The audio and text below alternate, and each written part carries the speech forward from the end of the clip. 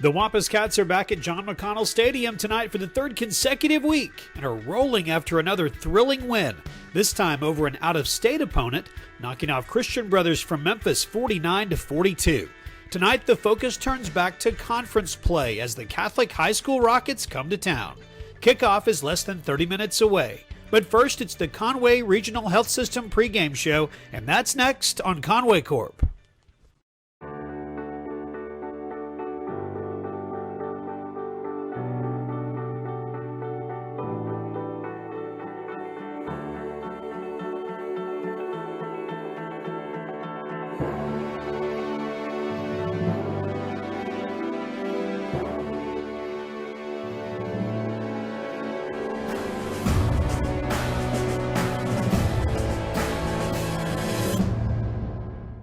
Conway Regional Health System pregame show. I'm Jeff Matthews, joined by the voices of the Wampus Cats, Levi Gilbert and Tim Roach. We'll talk to Coach Fimple in just a little while, and we'll talk to Micah Mosby as well in our senior spotlight here during the pregame show. But guys, let's take a look back. From my couch, Christian Brothers looked enormous. How did they look in person, at least from a size perspective?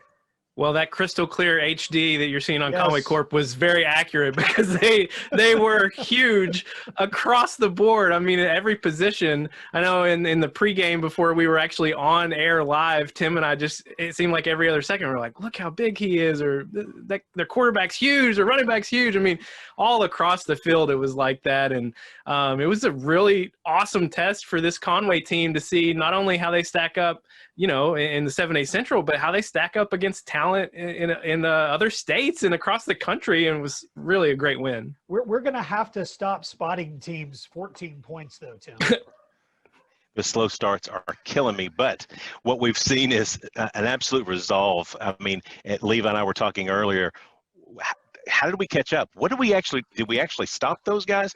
So, yeah, we made some big plays. We obviously have a lot of heart. We've had to come from behind on several games, but we've done it, and we've won most of them. So really proud of how the guys really rally when they're down. And the guys are playing some of their best football this season right now. And so this week against Catholic, final home regular season game, and then on the road next week at Bryant. And we'll spend a lot of time on the Hornets. But Levi, as we're into the ninth, would have been the ninth game of the season, your thoughts on this team, what you're seeing, how they're coming together. It is a fun team to watch. It's hard not to focus on the offense immediately. I mean, you talk about Ben Weiss, what he's been able to do. He's ranked second in the state in passing and has played one fewer game than the person that's ahead of him by 2 yards. It's just been remarkable. Bryce Bohannon, 10 total touchdowns for him. But, you know, the defense, they've been young all year. I think they're finally starting to kind of catch their groove and their identity. And then special teams, 2 block punts a week ago. You feel like maybe this team's on the verge of something special, and who knows what the playoffs are going to look like. So anything's up for grabs. And that's the question, is what is it going to look like when we get to the playoffs, which are just a few weeks away. We'll know more in a week. We'll know certainly more in a week and a few days after the Bryant game. But Tim, you've got a son on the team. As a parent, what are you hearing from your son, and just as there's excitement, there's maybe some anxiety because we don't really know what's going on. What's your son telling you that the coaches are telling the players? Well, coaches have been very steady. Every week it is just one game at a time. We're not promised anything. We're not promised next week. So we're going to tackle what's in front of us.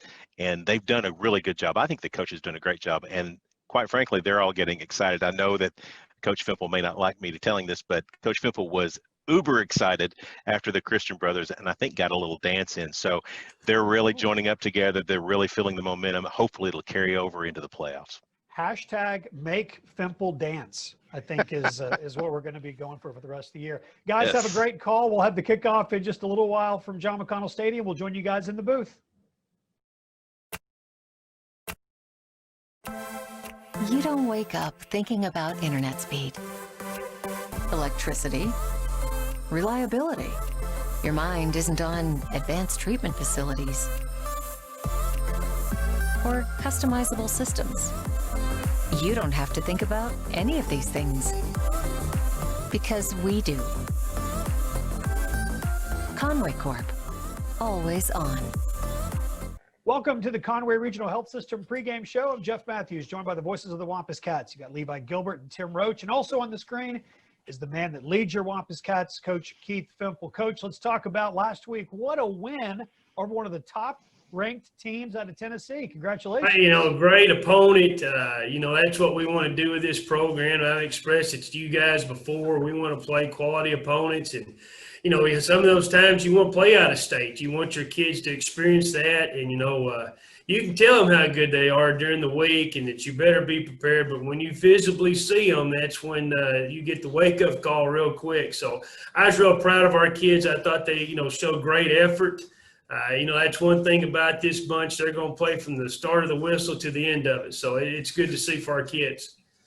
Coach, Ben Weiss threw 6 touchdowns for the second time this season, and he's near the top in passing among all quarterbacks across the state. Yeah, Ben, again, it goes back to his work ethic. Ben is very mentally strong. He's a great leader for us. Almost like, hey, I can prove it to you mentality. And when he gets out there on the field, you can see him, how he carries himself and the things that he does. I can't be more proud of him. And, we could go through a whole list of these kids as far as going what they've had to go through this season. But to be able to do those things on the football field that they've been doing, I've been really proud of them. Hey, Coach, special teams is always a big part of every ball game. Last week you had Traylon McClure get 2 blocked punts in one ball game. I haven't seen that very often. How about special teams past week? Special teams have played a big part. And the biggest thing is that going into the season, we just didn't have a whole lot of time. We did the best we possibly could. We've had some personnel changes from week to week. We've split that up where Anthony Robinson he coaches corners for us. He does our punt return for us. Coach Frazier, he does our kickoff team. Kickoff returns done by Lance Little, and I do the punt team. And then, of course, we try to split that up as much as possible, which gives us a schematic, things that we can break down on Sundays and Monday mornings as we meet and go through those things. And I think they've done a really good job. And Colton Jackson does our scout team for us. And, we draw a card up, and he's got 11 bodies out there. But, I can't be more proud of those guys because, it's like third or fourth punt we've actually blocked this year. Which gives us another dynamic for people to have to prepare for. Coach, we've been spotlighting different seniors all season long, and we're going to spotlight another one this week, a young man who caught his 3rd touchdown pass a week ago, Micah Mosby. Tell us about Micah. Again, Micah, I can't say enough about him. He has done a great job during the summer this year, preparing his body, getting stronger. He knew this was always in him. I've always talked to him about being a confident player. I play around with him all the time, just joking with him about this and that, and he's a wonderful human being. Will go on to do great things, but again, been so impressive to add to him to those weapons that we have out there to where people can take away one, but you have a guy like him that steps up and is doing great things for us. Coach, Catholic comes to town this week. They're one of the few teams in the conference that's been able to play all their games so far this season.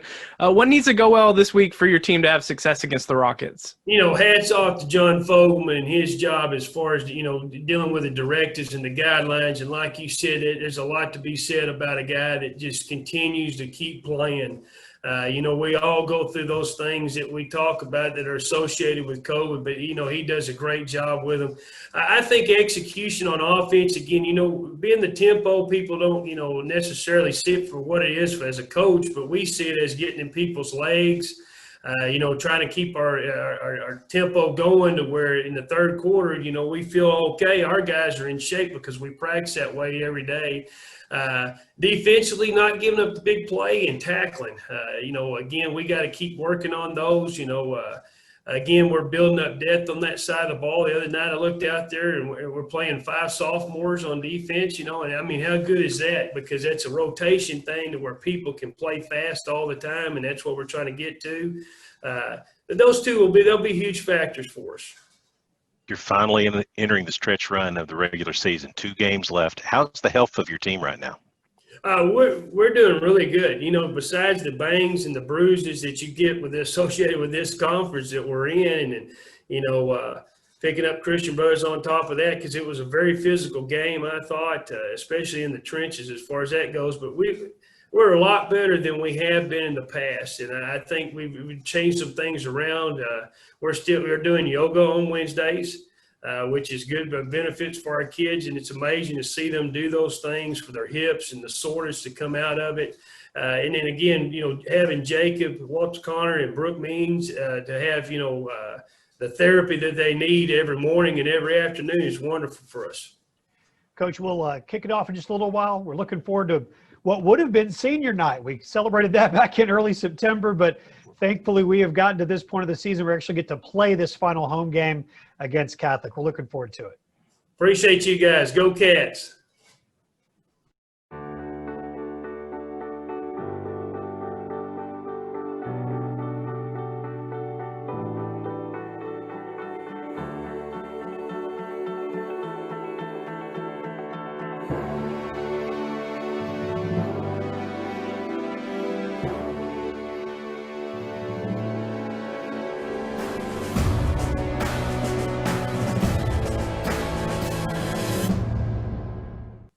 Welcome back. It is the Conway Regional Health System pregame show. I'm Jeff Matthews, joined by Levi Gilbert and Tim Roach. And we are also joined by the member of our senior spotlight this week. It's Micah Mosby, senior wide receiver for the Wampus Cats. Micah, congratulations on the year so far. You're having a good one. Third touchdown reception a week ago.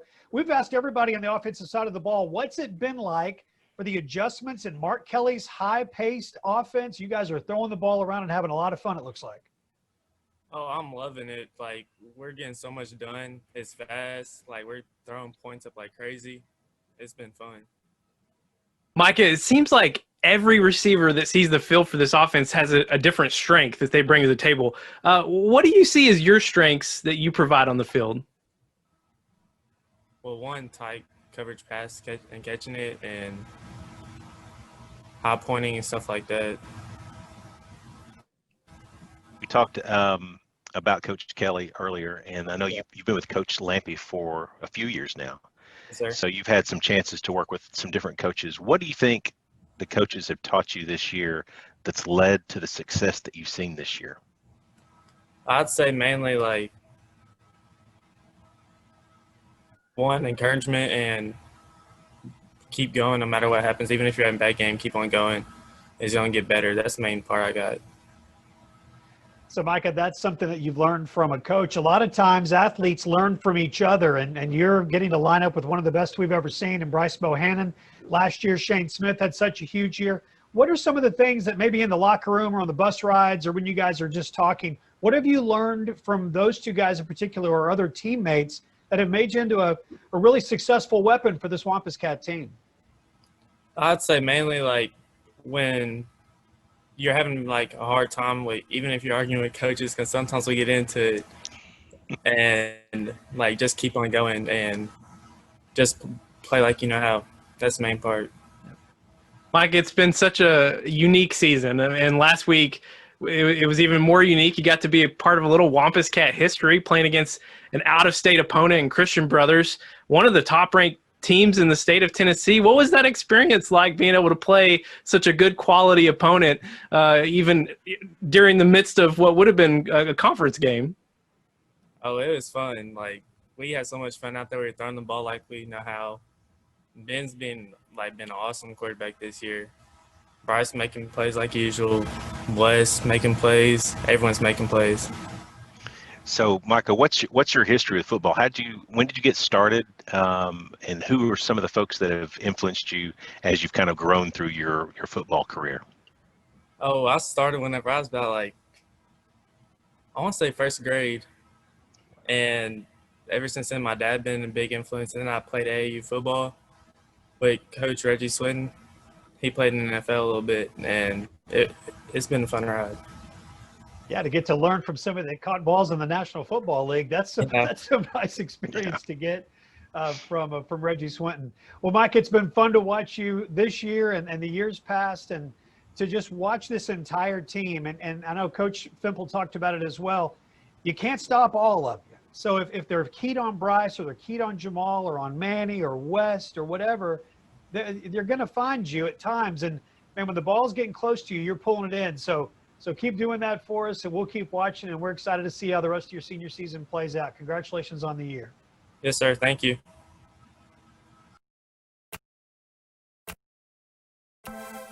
You don't wake up thinking about internet speed, electricity, reliability. Your mind isn't on advanced treatment facilities or customizable systems. You don't have to think about any of these things because we do. Conway Corp, always on.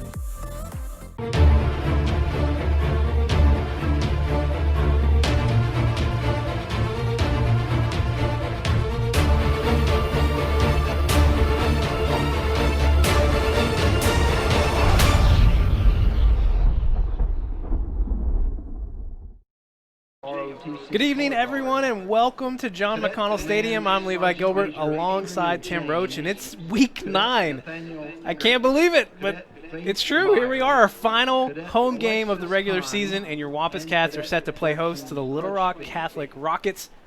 Wampus Cats come in riding high off a thrilling win a week ago over Christian Brothers. Offense is just rolling, but they face a Catholic team coming in that's coming on their first conference win, and a defense now, ladies and gentlemen, it's going to look a lot different than anything we've really seen so far this year. We'll talk about that a little bit more as we go, but right now we're going to pause for the playing of the national anthem.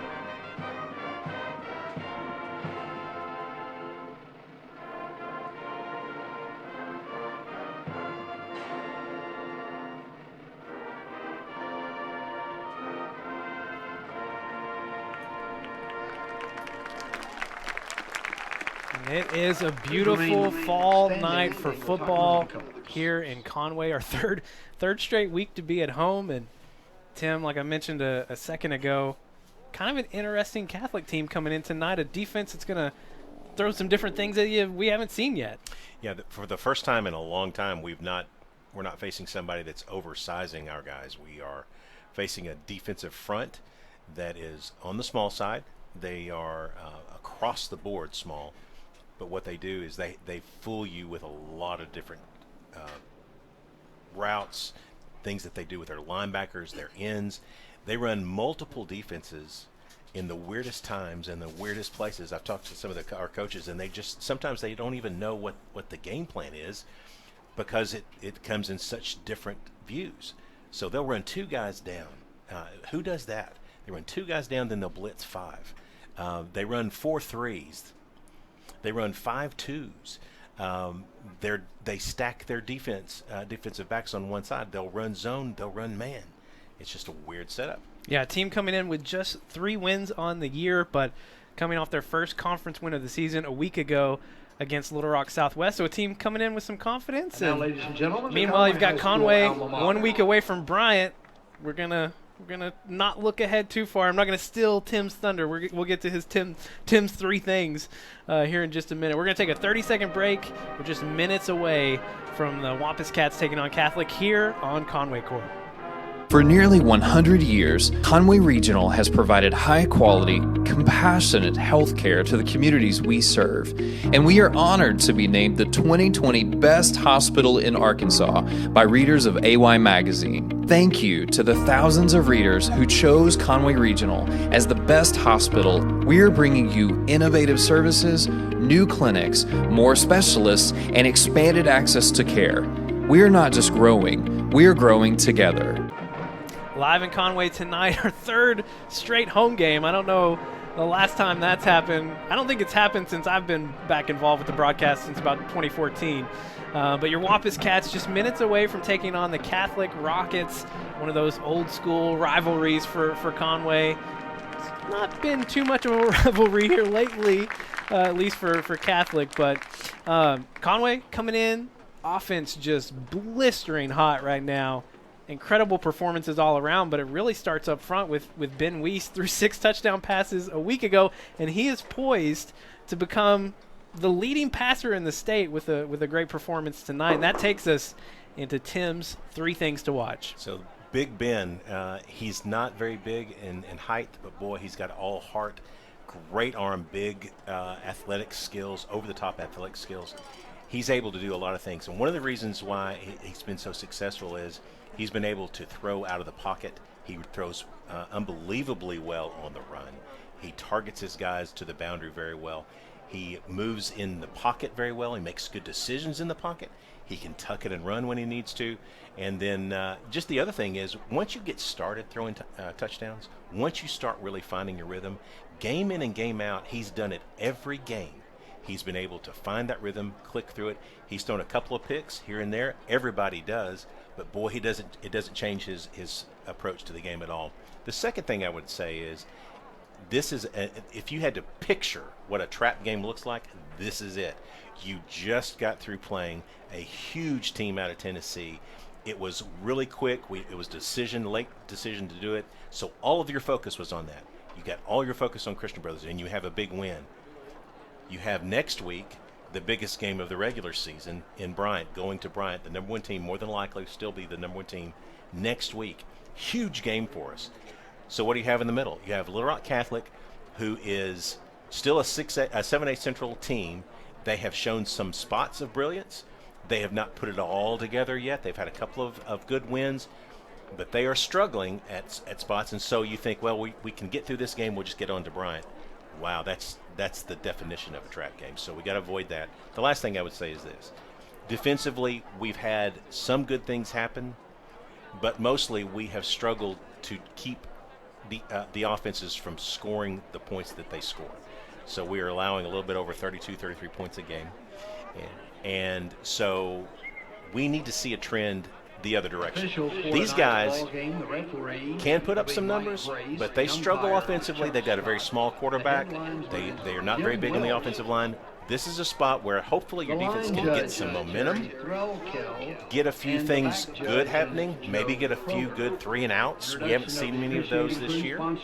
So this is an opportunity for your defense to get a little bit right, and I'm hopeful that they will.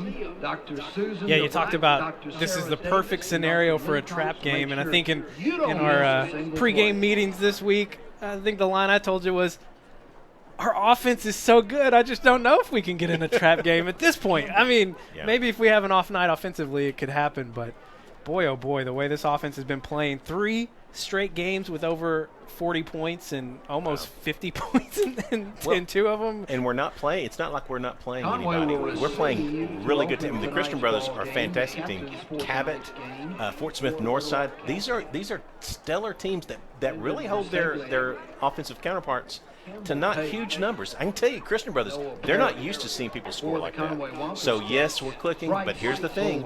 Catholic's going to throw everything in the kitchen sink at us defensively. We've got to figure it out as we go. We are 90 seconds away from kickoff. We'll take a 30-second break and bring you all the action here on Conway Corp. Arkansans appreciate community. We work and raise families, care for our neighbors, and come together in good times and bad. At First Security, that local strength is what we love best about our home state. There is commitment here, and heart, and hope. Thank you to everyone who is standing together, learning from one another, and making Arkansas a place we all love to call home. We're proud to be your community bank. Live at home in the friendly confines of John McConnell Stadium again this week. It's going to be weird when we go on the road next week. I've gotten used to my routine of driving here to the stadium and not having to get home at too late of a time. Your Wampus Cats getting ready to come out of the big Conway helmet across the way.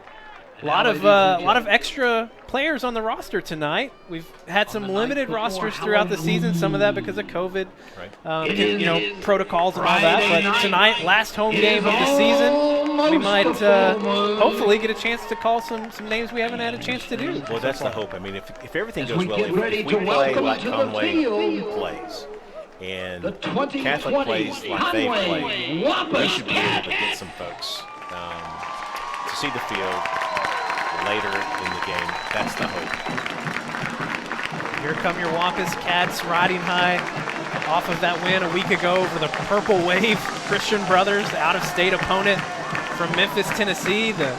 At the time, the number 8 ranked team out of Tennessee, and your Wampus Cats holding strong with some out-of-state competition. It was a fun game to call. Hopefully we avoid one of those 14-0 holes that this team has gotten into a few times. I talked to Coach about that as well. I mean, I'd love to see us get off to a good start.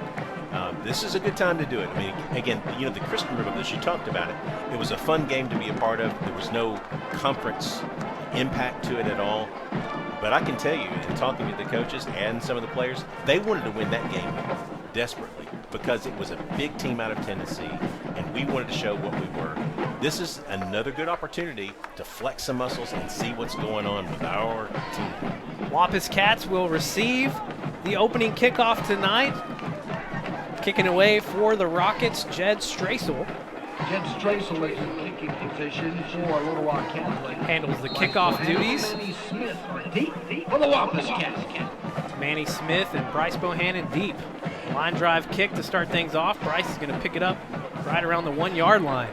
Bohannon past the 20. That's Bryce Got Bohannon. some room in the middle. Gets down to the 30. Dragged down past the 30. Wampus Cats with a nice starting field position to kick this one off. Wow, just a hair. I mean, he got him by the bottom of his shoe top and held on for dear life, or that's going the distance. So good start for the Wampus Cats here. Boogie Carr getting the start tonight in the backfield, the second straight week. Jamal Bethune been battling a little bit of an injury. He is dressed out tonight. We'll just have to wait and see with him. Weiss will start here with a handoff to Boogie. Boogie Carr with a bit of a bobbled snap to start the ball game, and so that kind of threw the timing off there. If there's anybody that you are okay with having a little timing off, it's Boogie Carr. He likes a little bit of the shift. Manny Smith near side in the slot, lined up next to Bryce Bohannon. 2nd and 10 for Weiss, setting up a bubble screen for Bryce. Bohannon at the 40. Gonna lean in near the 45 for a first down. That time Bryce spun and faked out the hash mark. There was nobody there to even try to stop him, so great move by Bryce, making plays happen even when they're not there. Here's Weiss on first down, looking for Bryce on the comeback. Bryce fall down at the 40. Good play there by the cornerback, making a desperate tackle because, again, that's 6 if he doesn't get it there. Ball took a little bit to get there, but Bryce is going to be, when he gets the ball at that position, he can make a lot of things happen with his back to the player. It's John Henry Deuce in defense there. He's manned up against Bryce. Trips to the right. They'll hand off to Boogie Carr. Boogie met right at the line. That's Alex Davis. Yeah, that's one of those situations where their defensive line's kind of doing some weird gap and stunts and pulls, and you find a seam and you right in there with the running back. Trips to the right for Weiss. He's going to look back for Bryce Bohannon and man coverage. Bryce has a step, but just out of his fingertips. The pass intended for Bryce Bohannon. That was right there, boy. I mean, it's football can be a game of inches. Baseball is kind of known for that, but boy, that was almost perfect. 3rd and 9 coming up for your Wampus Cats. Ball set at the 39. Weiss looking across the middle. That's Benton Moss, or Jackson Moss. Jackson Moss. So you got some new guys in. Dylan Silverman Barnes is out still again a little bit, working an injury, so we got a few new faces in there tonight. They'll go for it on 4th and 9.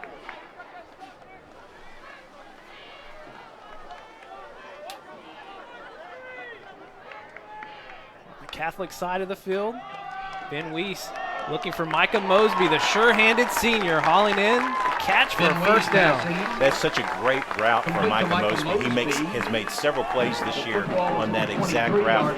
Good, big, tall frame, gets in front of the quarterback, stays in front of the safety, can make a catch in traffic. Here's Weiss again, looking for Bryce. On the quick slant, it's tipped up, and it's going to be picked off. Tip balls normally go to the defense, the old Oski drill, and so across the middle, they've got guys back. They're playing deep on us to make sure that we don't go over the top. And when you tip a ball that goes into the middle of the field, it's a pick waiting to happen. Jackson Daniel with the interception for the Rockets. Catholic will take over at their own 11.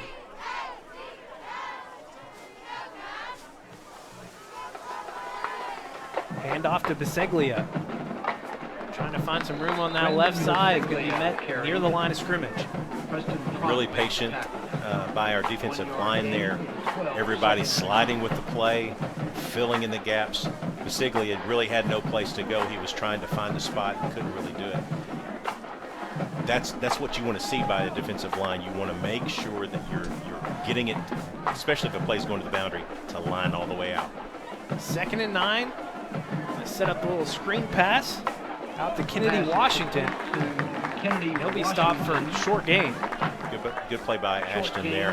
Came up. Ashton is a strong safety that plays up closer to the line of scrimmage. He's fantastic on the run, but also really good with the bubble screens. He's really, really good instinctive safety. And when the play is forming out there, he knows exactly where to go and what to do. So good job there by Ashton. 3rd and 8.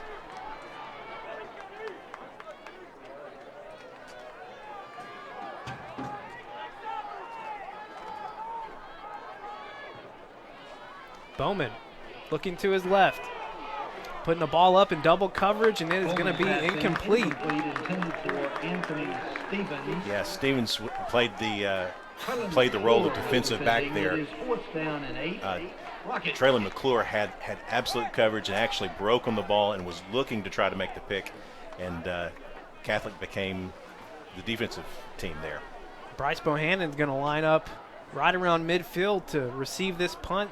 Had 2 blocked punts a week ago. Daniel is the punter. Bryce Bohannon deep for the Wampus Cats.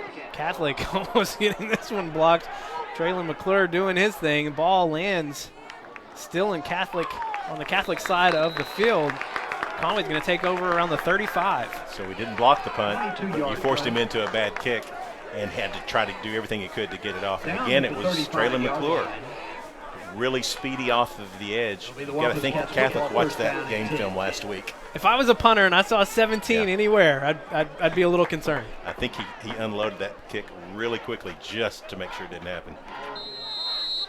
Wampus Cats will start with trips to the right. Bryce Bohannon near side. Fake to Carr, finds Bryce on the slant. Tell me if we've seen this story before. Bryce carrying people to the end zone. Oh, they're going to call him a yard short. That's a tough position there. A really good call, I believe. I didn't see that he branched over into the and got over the goal line. So, wow, what a great throw and catch. Garrett Sanders is on the field. You know that means we're in our big set. Going the bigs. Offensively, goal line set for this offense. Weiss under center. Looks like he kept it himself. He's had success on that QB sneak, and he did it again. His 4th rushing touchdown of the season. So normally when you run, and a lot of teams do this, they'll run their a big offensive lineman back there or a big defensive lineman. In our case, we bring in Jaden Williams, and we also put Garrett Sanders out there. And almost every time they run that play at the goal line, they're there to push, not to block. So it's an interesting kind of take on the bigs. Extra point is up, and it is good. 7-0. Conway leads early. 8:22 to go here in the first quarter. 30 seconds, and we're back on Conway Corp. Located on Robinson Avenue next to Laurel Park, the Conway Regional Rehabilitation Hospital is one of only 4 licensed inpatient rehab hospitals in the entire state. Patients are cared for by specially trained staff under the direction of an on-site physician who specializes in rehabilitation medicine. Conway Regional Rehab Hospital, your choice for comprehensive care to bring you one step closer to home. So the big pass to Bryce Bohannon takes it all the way down to the 1, and Ben Weiss pushes it in on the quarterback sneak, his 4th rushing touchdown of the year. You'd think that quarterback in this system probably is going to be most of those, but he's had a couple of good runs for touchdowns as well. But love the Ben Weiss sneak. If you can't throw it in, run it in yourself. Bryce already 2 receptions for 28 yards here early in the first quarter. Catholic going to get the ball out near the 30, returned by Basiglia. Good job by Ashton there. Came up and made a good open field tackle. That had a chance to kind of pop loose a little bit, so really good tackle by Ashton. Of course, the other big game tonight, besides your Wampus Cats, of course, North Little Rock and Bryant, number 1 versus number 2 in the state. First down carry here for the Rockets, and it's a dangerous one. Jason Stiff. 69 yards for the quick answer. There's a flag on the field. Yeah, and it's thrown at a really weird place. It's almost like a sideline warning. Maybe the official got caught up running down the sidelines. I don't think it's anything that brings the play back. Get the call from Mike Grace, lead referee tonight. Mike Grace, Conway Corp favorite. The touchdown counts. Unsportsmanlike conduct against the Conway for contact against the official. That 15 yards will be assessed on the kickoff. Okay, so you had the call there, Tim, but it was against our Wampus Cats. Wow, yeah, and I thought it was a sideline warning. You normally see that, but apparently as the official ran down the sidelines, if you touch the official, meaning like if you get in his way as he's running down the field, none of our coaches would be, anything other than that. But you can't get in his way. Yeah. Extra point is up and good. We got a tie ball game early here. 7-all, 8:06 to go. We'll go ahead and hold here and talk a little bit more about that penalty. So 15-yard penalty will be assessed here on the kickoff. Yeah, so they'll mark that off against us. They'll kick from about the 45, our own 45. They're talking to Coach Fimple right now about it. So what happens is there's a white boundary that's where the bench is, and the official, the side, the line judges on both sides, they have that space to be able to maneuver and run with the play. A lot of times as plays happen, our players move up, coaches move up, staff people move up, and if you bump the official as they're trying to run, that's an automatic penalty. Doesn't matter if you're trying to or not. So that's the case here. Well, we saw the opening kickoff from Jed Straisel, line drive kick, number 42, and he's not out there this time, so they brought in their place kicker, Paul Owens. Yeah, so this is a good spot to be, to try something funky. Yeah. And so we've got some hands people up front. You got people like Will Vint out there, just to make sure that nothing weird happens here. Catholic has a different kicker for every situation. They are going to go for the onside kick here. The ball is still loose. It does look like the Rockets have recovered out around the 28. Yeah, that was a perfect onside kick. I mean, there's nothing you can say about it. It was just perfect.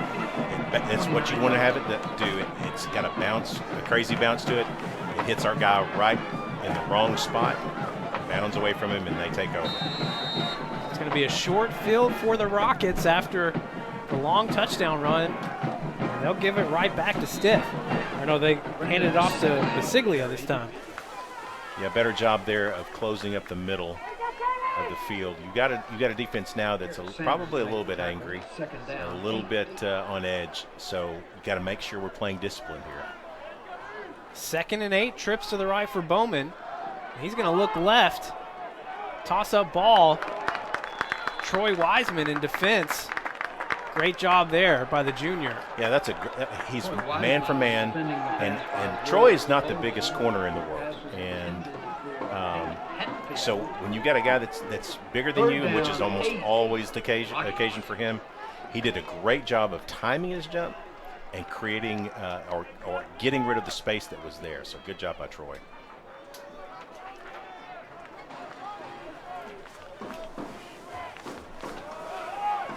On third down, the Rockets hand it off again, and it looks like they had enough to pick up the first down.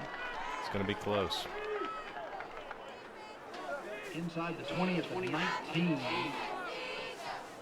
Jalen McEwen and Garrett Sanders. They're going to have an official timeout to measure here. Well, we've got our backs against the wall here. I mean, they have, again, it always seems like for us in the first quarter, there's always a big, huge momentum shift. We score first, which is different for us. But Catholic has come back, busted a big run. We had a busted play on defense, and so they'll get that corrected. But then you turn around, and because of the penalty, they're able to onside kick. They get it. Now they're moving the ball.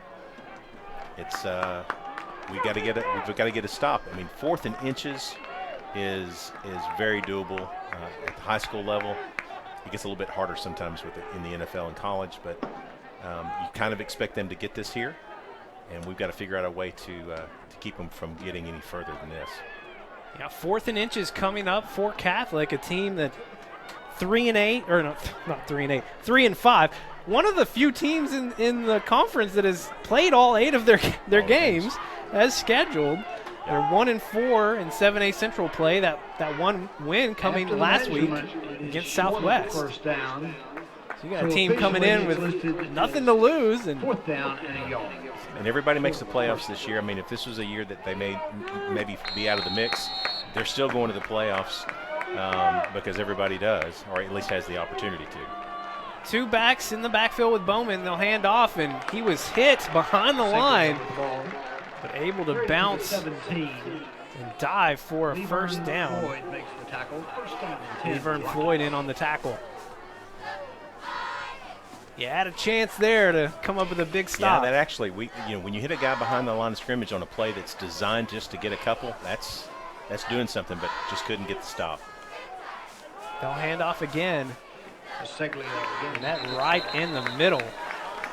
Pushed back by a number of Wampus Cats, and Jaden Robinson getting in on the action there at the end. Yeah, Garrett Sanders was in there as well as Ashton Waller.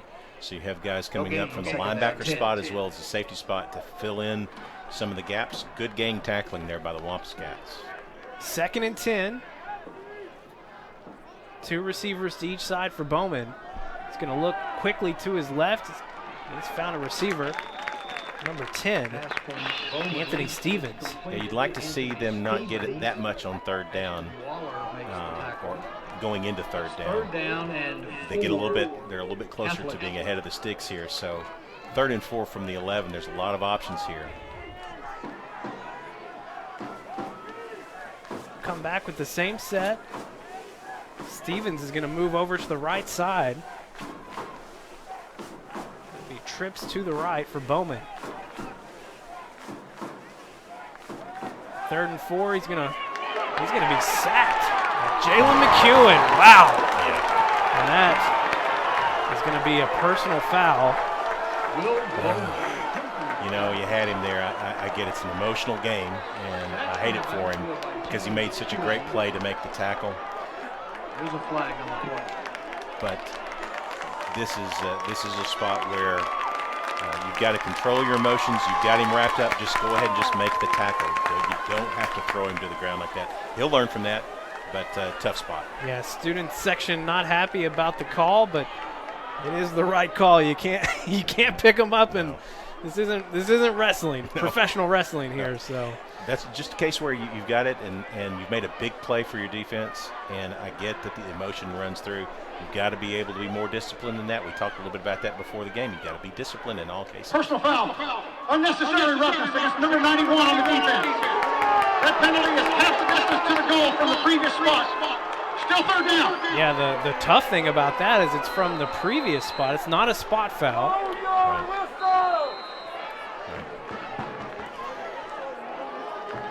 it looks like we're going to have a timeout for Conway. We will take it with them, collect ourselves here. 30 seconds and we're back on Conway Corp. Helton's Wrecker U-Haul has the service you need. Whatever the automotive problem, Helton's has the diagnostics to repair it. If you're moving across town or across country, Helton's is your #1 choice for U-Haul in Conway. We have a wide selection of packing supplies for every aspect of your move. Also, we sell and install hitches. Call 327-4696 for a quote. At Helton's Wrecker U-Haul, we are always on our toes. Give us a call at 327-7681. Back in Conway, Mike Grace, head referee, still talking it over down there with Coach Fimple. I think Coach Fimple was trying to get them to mark it from the spot of the foul rather than the previous spot.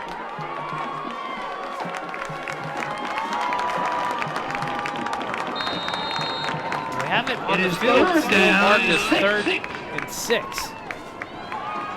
Bowman throwing into double coverage. It was almost picked off by Proc. Preston had big lights there. I mean, if he picks that, there is nobody in the line but Green. So great job by the defense there, picking up their teammate and making a big play. We had over and under coverage. There was really no chance that ball was going to be completed. The only guy that had a chance at it was Preston Proc, as you said. So on 4th and 6, that brings in Paul Owens for the 30-yard field goal attempt. Snap is good. Kick has the distance. And it is good. So 10-7, Catholic taking the lead with 5:49 to go here in the first quarter. 30 seconds and we're back on Conway Corp. Take it outside, boys! Johnson's down the right side. He crosses over to O'Connor and shoots. Oh, brilliant.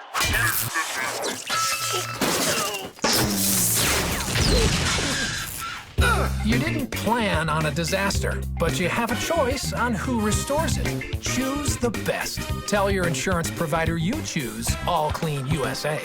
Mom said take it outside. Back live here in Conway. Catholic leads 10-7. Past the midway point here in the first quarter, and Wampus Cats need to answer back. Well, it's not much of a momentum swing, but it's subtle. But that's a good 3rd down stop. You held them to a field goal, which is really kind of best case scenario there. Jed Strasel will kick away this time. Bryce Bohannon bringing it in. He's going to make a move around the 20, cutting back out to the far side of the field. He's got some space. Hesitates around the 40. He's going to go out of bounds near the 45. Boy, that's they call it. A lot of people call that a twitch move. He's got a good quick twitch. That step that he made to his left really froze the defender, and that created about another 25 yards of a return. I also have a good twitch move. It's just it's in my eye. No, happens a lot when I'm stressed. Not the same thing. Not the same thing. Okay. So let's get rid of that twitch. Let's see what Mark Kelly's dialed up for a response. Trips to the left for Weiss. He's looking for Manny Smith. Manny trying to make the one-handed catch. His right arm hung up a little bit there, and there are 2 flags on the field. Yeah, I think it's for the same foul, I would guess. They both saw it, so as an official, that's what you do. They did a good job here. You both saw it, you both throw it. It doesn't matter if the other guy throws it. So it's pass interference. Number 15 on the defense. And here's the thing about Manny Smith.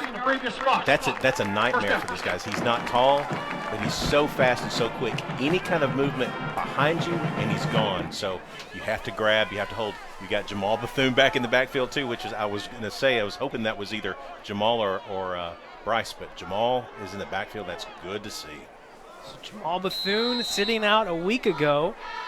It's questionable whether we see him tonight, but he is in the backfield. And he will get the handoff. Jamal Bethune carries that patented fall forward for Jamal. He's gonna get what he can get any given time. He's just a tough out in the middle of the line. So you got Nick Childers coming off, had his helmet come off, so we got a new center now.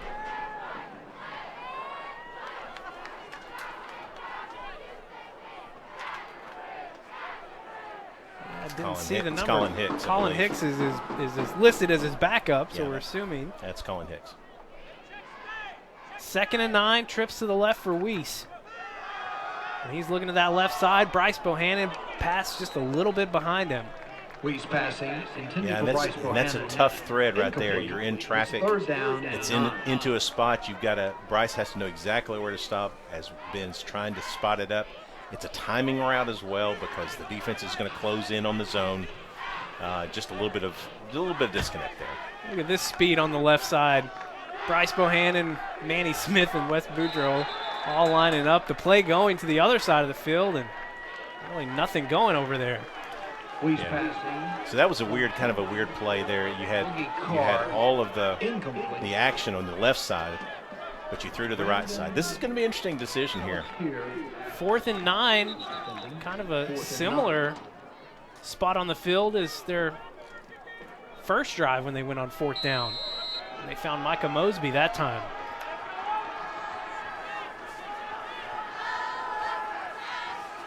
And Ben Weiss is going to step back. Looks like we'll have that pooch punt. It hits off Micah Mosby's helmet, and they're going to throw a flag. I don't know what they're going to say here. If he's going to call it fair catch interference, that would be the only thing. He didn't touch him, but it hit him on the helmet. He was a little close to the receiver. So I'm not sure in high school if you're kind of in a little 1 yard halo kind of area. If you get in there, that can be fair catch interference. We'll await the call from Mike Grace. Kick interference against the kicking team. 15 yards from the spot. Wow. The Catholic ball, first down. So you had it correct, but it's a pretty substantial penalty. Rockets football, You first go down from the and 10. 15 to basically the 35, or 20 to the 35. Wow. All right, we've got to stop all the negative pieces that are going on. Really find something good to hang our hat on here. So good chance for our defense to pick up the offense here.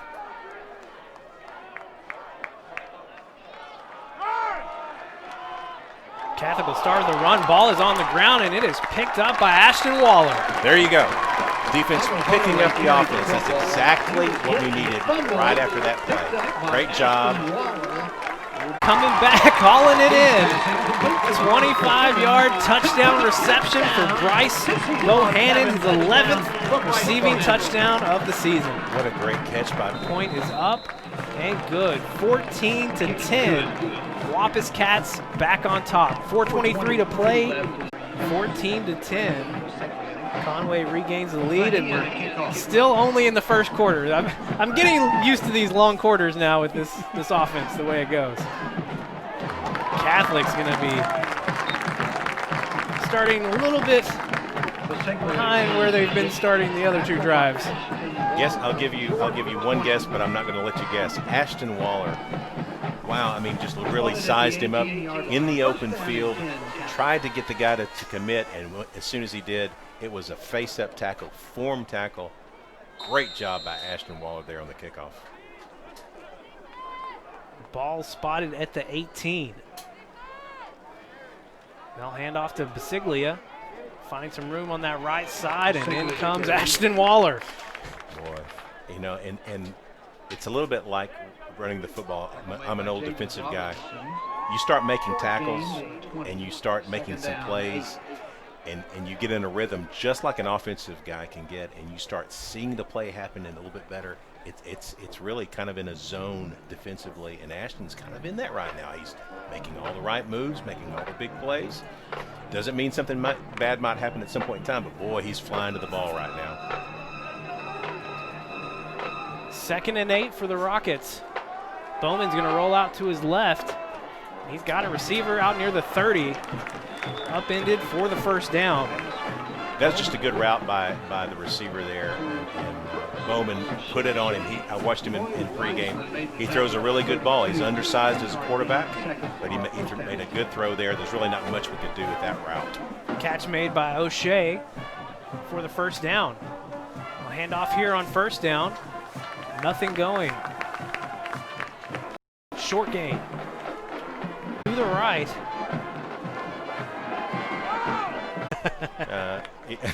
But he did. I mean, Bryce did. He saved probably 15, 20 yards there. But, boy, that's a high-risk play. Ball will be placed at the 42-yard line. This Wampus Cat offense took just 2 plays to score on their last possession. Start this drive with a handoff to Boogie Carr, and he's going to go right up the middle for a nice game. Boogie Carr carries. Boogie has different. He wears different hats. I've seen him. He does this where he's shifty. He angles out. He pivots. He moves back laterally. Boy, that was just a straight up the gut move. Great run there.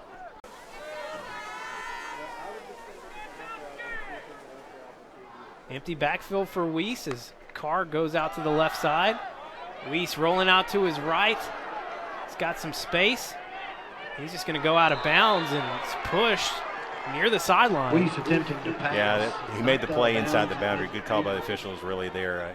You'd like to see him lay off a little bit. Good decision, really. Had nothing to do. He knew the loss was only going to be a couple of yards. Not a huge loss. Better than making a mistake on the boundary. And that side of the field might have been able to just throw it out of bounds.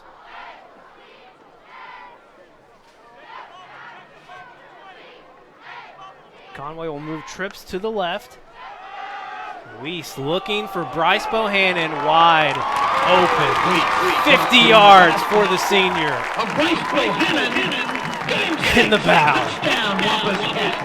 On the field, Mike, I thought I heard somebody saying bubble 20, bubble 20. I don't know what the bubble is, but I know what 20 is. That's Bryce Bohannon and dropped the ball on him. This is almost like the play in Jonesboro. He gets completely behind the defense. How in the world do you let Bryce Bohannon, with 2 guys on him, get that far behind you? I don't know, but boy, I'm glad he did. It is bizarre, and already, Bryce Bohannon over 100 yards receiving in the first quarter. We still have a minute 27 to go in quarter number 1, and your Wampus Cats have already put up 21 points. We'll get an update here soon from stats, but before this drive, Bryce had 97 yards receiving. Wow. So after this drive, he just got a 50-yard touchdown. So you do the math. What is that, 147? 147 at the very least. 6 receptions for 147 and 2 touchdowns. I'm so glad he's a Wampus Cat. I am, and there's so many weapons, and still he's able to stand out like he has been. It's been quite remarkable. Well, I can get the defense, when they've got him, feel like they've got him contained and they're trying to keep him in front of him. But I just can't figure out how Bryce got that far behind the defense, and he's done it a few times this year. Yeah, 6 receptions now for Bryce Bohannon in the first quarter. 147 yards and 2 scores, and Catholic will take over near the 35-yard line in the ensuing kickoff. These numbers just continue to blow my brain away. Again, 1:23 to play here in the first quarter. Well, so we've done a good job of stopping their momentum and regaining it. Defense has had a big part of that. Offense obviously had a big part of that. Time to continue to push. First down, Rockets will hand off to Basiglia. It's taken down quickly on that far side. Really good push by our right side of our defensive line. You got Lee Vern Floyd out there. Preston Brock. Garrett Sanders. Ashton Waller. Yeah, Ashton Waller has just been everywhere tonight. He's playing the role of the safety the way you'd like to see. This is a running team primarily, so you're going to be pressing forward a little bit. Boy, he's really filled in the gaps from his safety spot well. 2nd and 9, Bowman will pass. He's going to try and go deep. Garlington in defense, and he almost picks it off. Wow, great play by Tyler Garlington. Really, we're leaving some guys, our corners out there on an island, and that's a big receiver. We're a little bit undersized, but we're very fast. We play the ball well when it's in the air, and that's what you like to see out of your cornerbacks, and that's the reason why you can leave them on an island like that. Secondary has played very well here in the first quarter. 3rd and 9. Ball at the 35.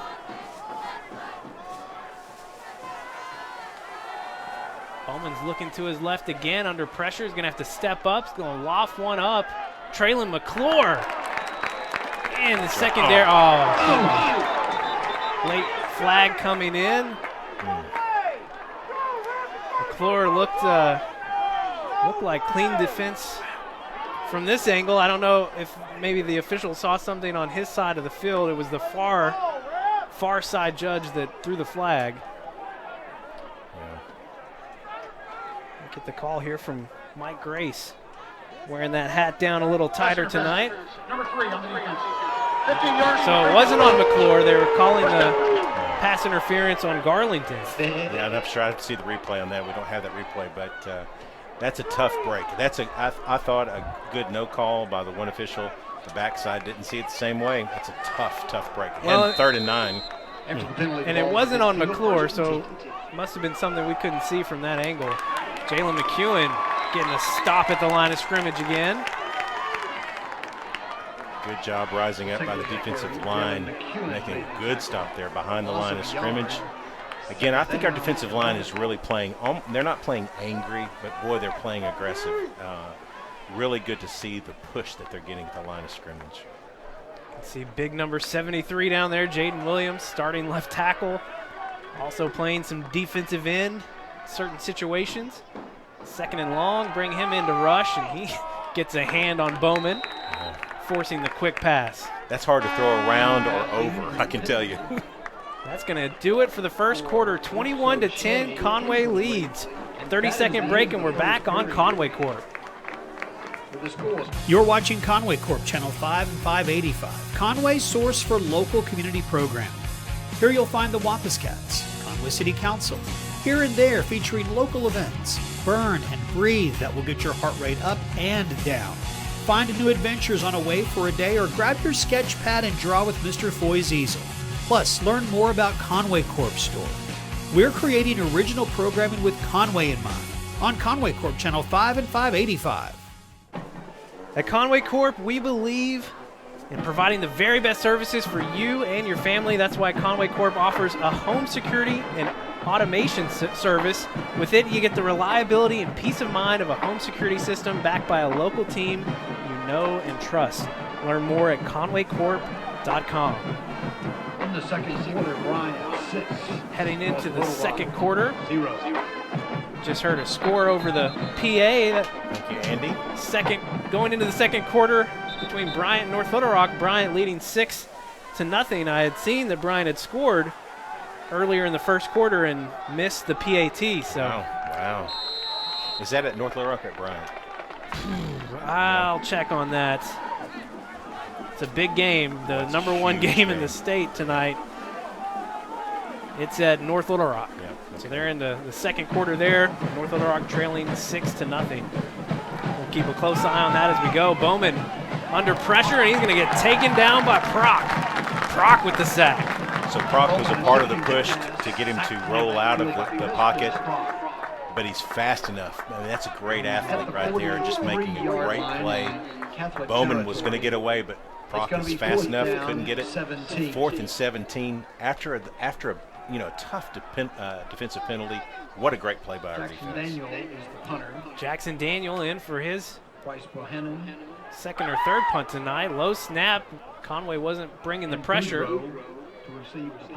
Boudreaux, kind of a little bit of confusion back there. Who was going to get that ball? He's got good hops.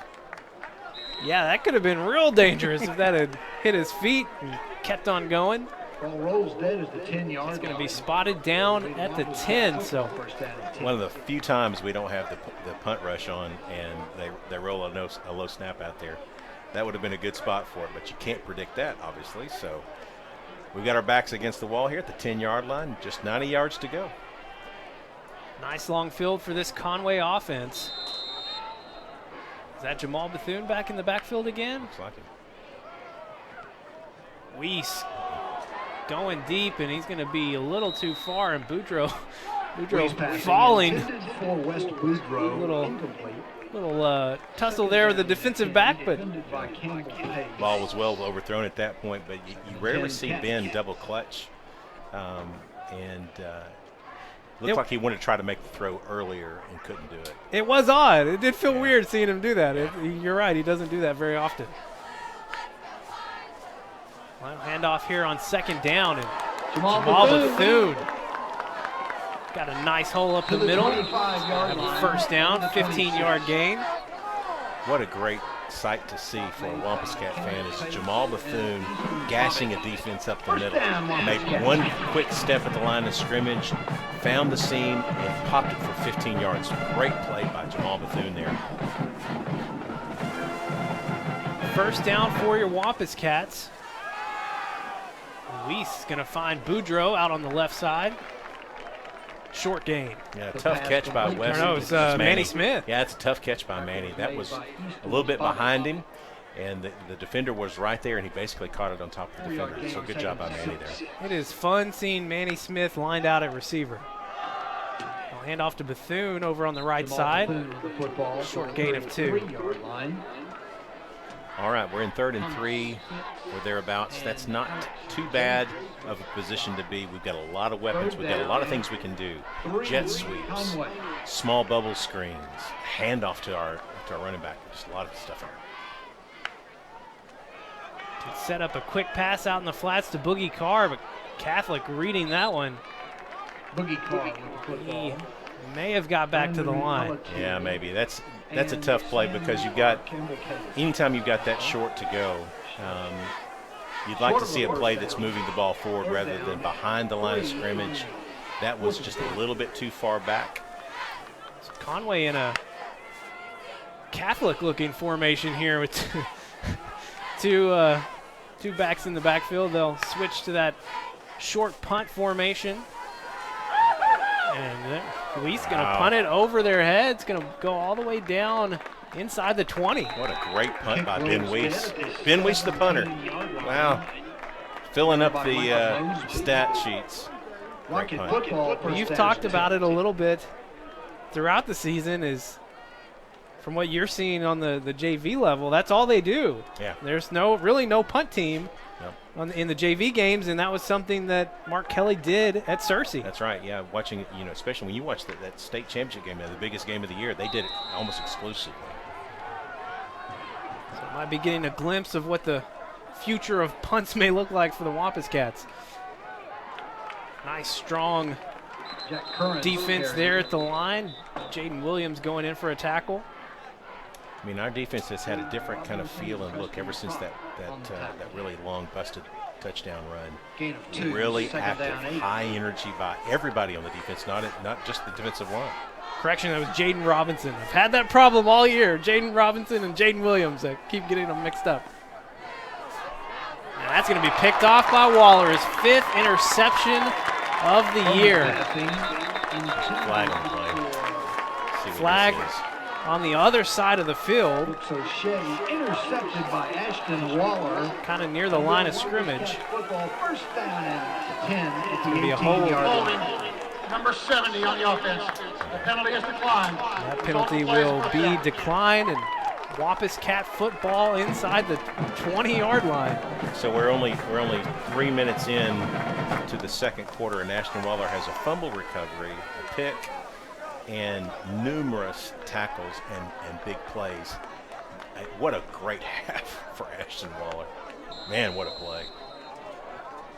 Conway will start this possession with Jamal Bethune in the backfield. He's going to move over to that left side. He'll take the handoff, makes a cut back to the left. Jamal going to get a nice gain, call it 9. Well, and Jamal's been nursing an injury, and that's a great move from what we know about what's going on with him. That's a great move to see that in space where he didn't have to, actually deciding to make that jab step. That's a really, really good sign. 2nd and short. And I'll hand it to Bethune again. He's going to move out to that left side, easily pick up the first down. Basically look like the same play. Lined up and just do it again. And you see that sometimes from Mark Kelly, especially when you get so much on the first one and you need just a few on the second one. He'll run it right back at you and make sure that you're going to play it right. They brought in Colby London. Going to a slightly bigger formation here. They'll hand off to Bethune again. Makes a cut over on that left side. He's going to take it down near the 1 or 2. Wow, it just barely got tripped up. I mean, it was almost into the end zone. He had a lot of room over there. He did. Second and short, they'll give it to him again. Ball is on the field. So quickly recovered by John Henry Deuce. Yeah, I mean, good play by their defensive front line to see the play coming again. Jamal didn't have it tucked away tight enough at right behind the line of scrimmage. You're trying to make a cut there, maybe moving the ball around a little bit. Just a poor decision, but okay. Now your defense has a chance to make another good play. Catholic's going to be starting from the 4 here. See if this defense can come up and cause some more havoc. Where's Ashton Waller? I'll find him. They don't want to see him. No. Handoff on first down. It's going to fall near the 5, so short gain. Yeah, Markavius stuck it in there in the ball game on the defensive side. He's coming out now, but really good play by him there. He's getting replaced by Freeman, playing that kind of bandit role, that rover role. I mean, a good tackle right at the line of scrimmage. Coach Fimple talked about it in the pregame coaches show this week, the depth they've been able to build on the defensive side of the ball starting to pay dividends, and this play stopped behind the line of scrimmage. Great job by Travian Banks. Again, others in the defensive line doing their job, allowing a play like what Banks had there to stop him. Actually lost a yard on the play. Catholic doesn't have a whole lot of options here. They're going to have to probably try to throw it here. 3rd and 10. Bowman's going to be in his own end zone. It's a tough spot to pass on 3rd and long. Pressure's coming. Bowman steps up. Troy Wiseman, almost picked it off. Wiseman has been so good tonight. Our defensive players are a greedy bunch. They like seeing the different players making plays, but if somebody like Ashton is making all the plays, these guys are competitive. They want to make a play themselves. Great job by Troy there. Almost baited the throw there. Well, only Bryce on the field for this punt return, so got to feel like they're going to be bringing the pressure. Jackson Daniels in his own end zone. Here it comes. He can't get it off, and he is going to barely get it off. Ball's going to come out. No, they lateral it out. Wild play happening here. I'm not sure if that's legal or not. Yeah, there's going to be a long discussion here. You can't pick up your own punt and advance it. Yeah. So it should have been wherever he touched it, which was around, I'm going to say around the 5-yard line. Inside the 5 to the 3-yard line. Now this is one. This is our crew. I like these guys. This is a different play. You don't see this play much. Mike Grace. The ball legally kicked, blocked, recovered by the kicking team, and advanced. All short of the line to gain of the first down. Okay, so they're saying it was kicked, but because it was blocked, it could be advanced by the kicking team. Yeah. And so it was they almost got to a first down. The way he explained it is I would have to go to the rule book and Michael Hannon again, but he was pretty solid on his call. In any case, it's going to be first and 10 for your Wampus Cats. Ball spotted at the 13-yard line. Wild play there. Ben Weiss, he's going to step up, make a move, keep it himself. Yeah, nothing doing there in our coverage. I mean, we're in that kind of that weird zone there where they're going to drop as many defensive backs as they can. We've got a lot of weapons in our receiving core. They know that. Ben just did a great job there just to tuck it and get what he could, which was a half a yard. On 2nd down, Weiss looking in the end zone for Micah Mosby and almost picked off again. Yeah, tight coverage. I mean, Catholic, it's the first time we've seen Catholic at this point in the field when we're trying to throw the ball instead of trying to run the ball. So it's a lot of defensive backs back there. 3rd and 10. The lineup trips to the left. Would they try to run it here, you think? They will not. Weiss throwing it high for West He's Boudreaux. passing incomplete, intended for West Boudreaux. That's going to bring in the field goal team. I was trying to put my Mark Kelly hat on there Yeah. and think, you know, we run and we get, 4 or 5 yards, and that puts us in a position to maybe go for 2, take it in 4-down territory. But Well, it's a good point. You really don't know. no, You not really Mark never Kelly. know what's going on. But we will see a 30-yard field goal attempt right in the middle of the field for Adrian Mejia. Freshman kicker. Good snap. Good solid kick. And it's going to be pushed to the right, so no good. So Conway, 2 possessions deep into Catholic territory and 0 points to show for it. Mark Kelly not going to be happy there. That's two really good opportunities to really put this game into dangerous territory for Catholic, and you're kind of letting them off the hook here. So once again, you're going to ask the defense to give you the ball back, get back in a good position. We've got about 6 minutes left to go in the half. We've got time to get it back. Scoring update in North Little Rock. Charging Wildcats taking the lead 14-9 over Bryant.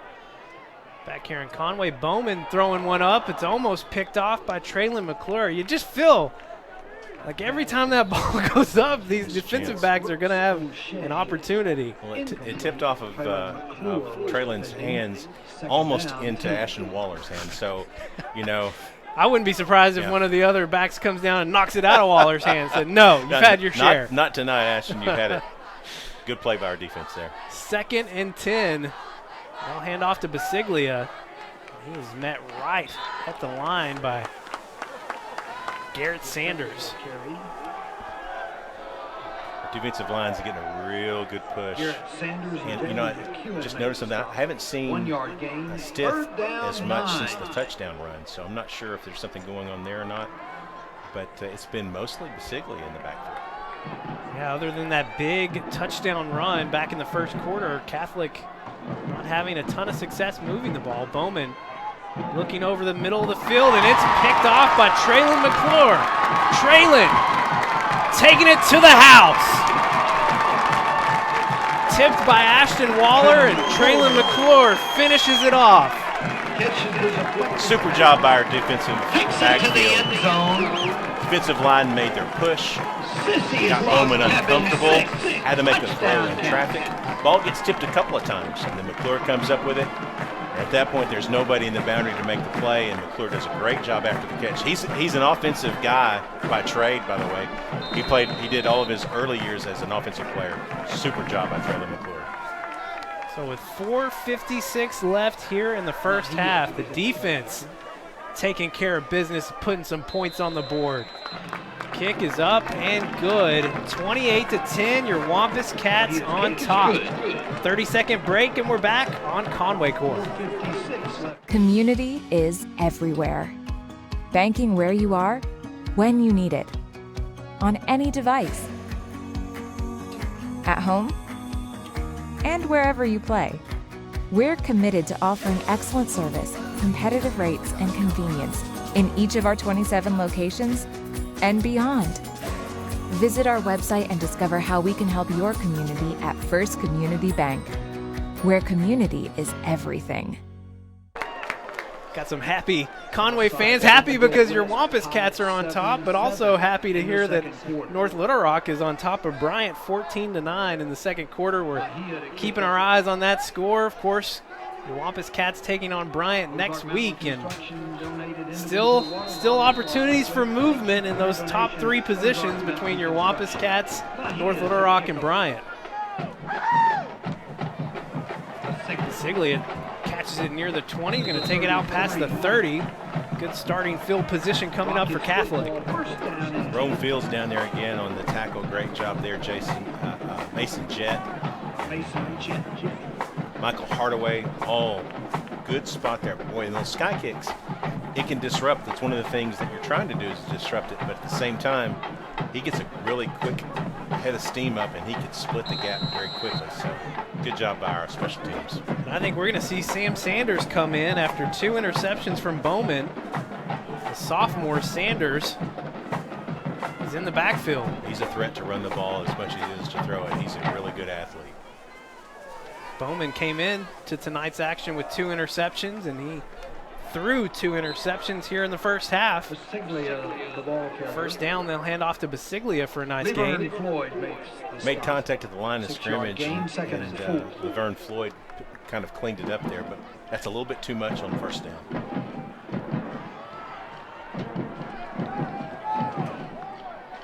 We've seen Sanders run in this formation a few times. Going to hand it. No, he's going to keep it. And that's the threat you talked about right there. Sanders is taken down from behind by Floyd. So it's maybe good news, bad news here is that the Wampus Cats JV team played Catholic's JV team this past Monday night, and we saw a whole lot of that on Monday night. So our coaches are at least very aware of how he runs and what he's got going on. Now we're going to have to make some adjustments on defense because he's an absolute threat to run. Well, I watched the Southwest game from a week ago, and I believe Sanders started the first few plays of that game for Catholic, and then Bowman came in and really led the way the rest of the way. So Bowman kind of the heir apparent as the sophomore quarterback, and it looks like he's going to get most of the work here on this drive. Yeah, good-looking quarterback. Now, again, to your point, he's a sophomore, has run a little bit with the varsity, but different game, different speed than junior varsity. But again, on that first run, that's exactly what he did Monday night. 2nd and 8. Hand off to Basiglia. Keldon Thomas getting in on the action. Great job there about wrapping up our guy. We've got 3rd and 5, 3rd and 6. That's really where you want to be as a defense. I mean, if they're going to run the ball, you're going to expect 2 or 3 yards a run. This is a good spot for our defense. You've got to expect Sanders to run here or a quick throw, something that's safe.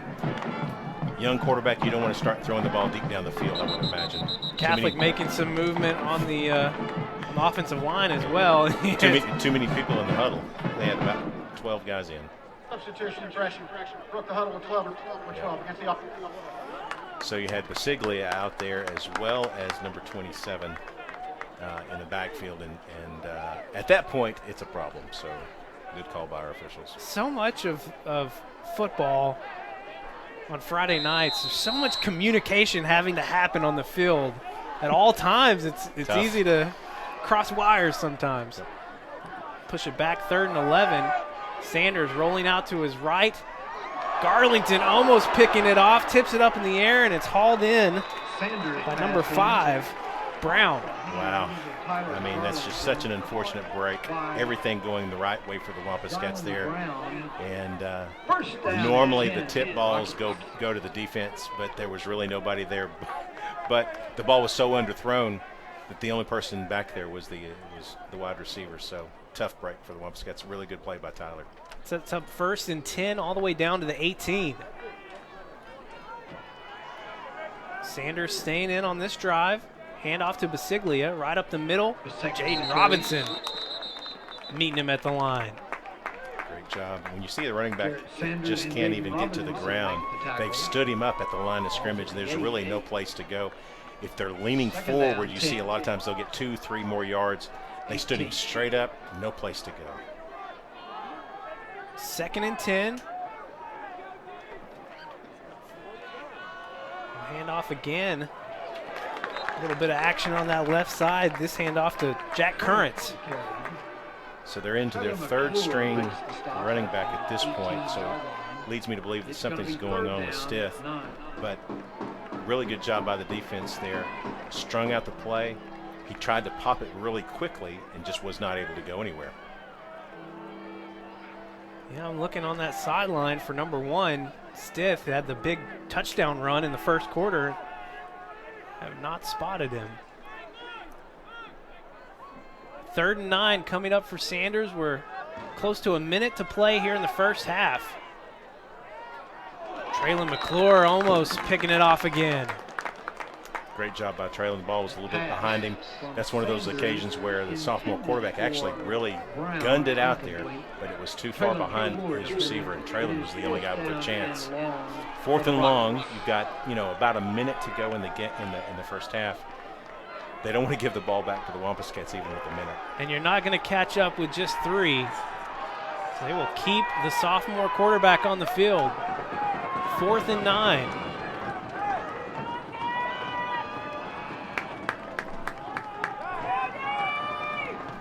Sanders looking to his left, dancing around. Garrett Sanders almost had him. Sanders carries. He's going to run all the way close to that first down marker, and it looks like he did get it. Well, he's so dangerous on the run. I mean, that's you think you've got him, and he's got such good ball skills with the run that it's just tough to bring down. It's a tough out. Catholic with all 3 timeouts. We're under 45 seconds to play here in the half. 1st and goal from the 7. They hand off to Basiglia, trips up behind the line. And Catholic will call their first timeout. Down by Turf monster guy. 2nd down and goal. Assuming that was Currents on the carry. Yeah.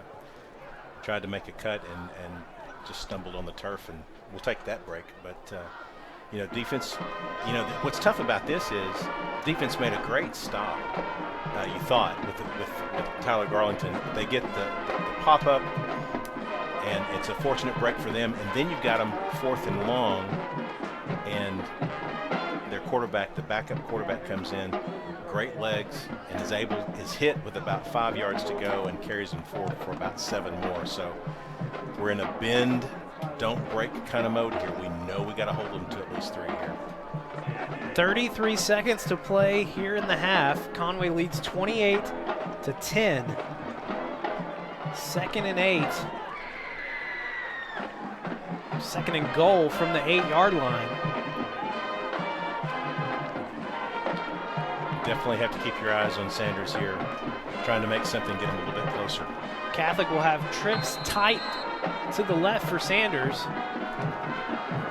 Put one receiver in motion. Sanders rolling out to his right. He's going to throw it down into the turf. Sanders 3rd down. Throws that one away.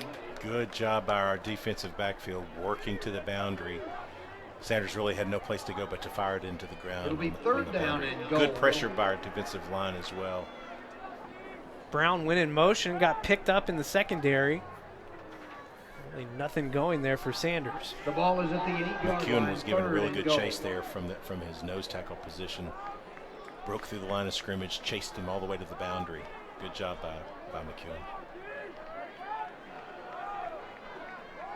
3rd and goal from the 8. And Conway wants to talk it over. Conway. They're 2nd of the half. Timeout of the field. We'll take it with them. 30 seconds and we're back on Conway Corp. Attention, please. The news conference will start in mere moments. Hi, welcome. Good day. I know you have lots of questions about the mysteries surrounding the new Ford Bronco. We have questions. Over here. I know you're excited about the new Ford Bronco.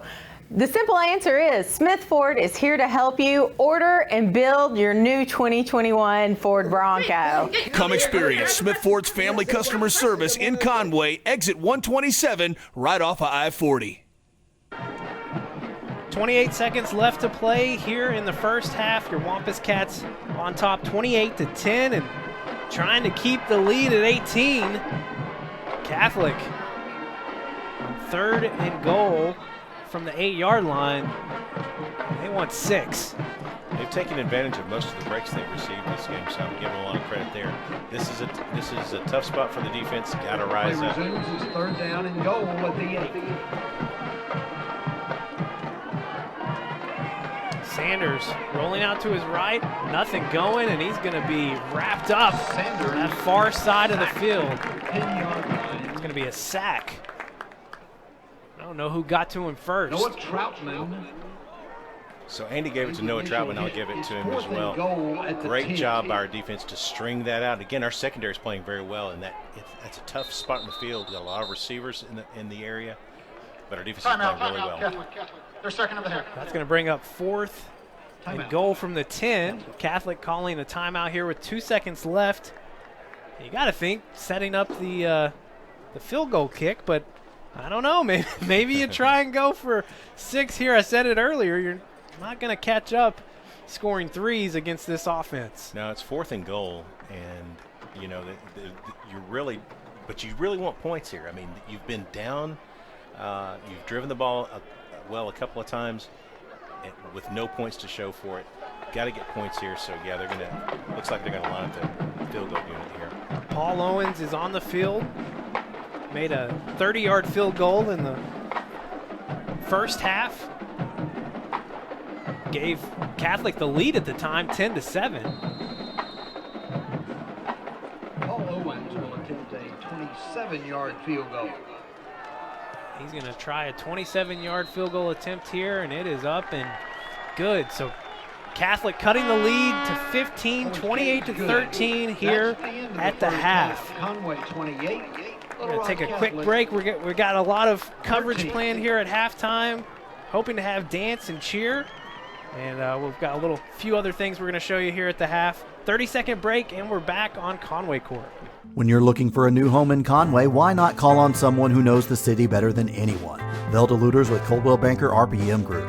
She has 25 years of experience and understands every aspect of the home buying and selling process. Buying a home can be stressful, but it doesn't have to be. Working with Velda is easy because she knows your needs are unique and she gives you the personalized service it takes to find your perfect home. She loves Conway High Sports and is a longtime supporter of the Conway Wampus Cats and Lady Cats. Find current listings at her website, veldalooters.com, or give her a call. Back in Conway, your Wampus Cats up 28-13. Catholic just got that 3, I had to remember. 28-13 here at the half, and we've got a few things we're going to bring you live here tonight for halftime, starting with the Conway cheer team.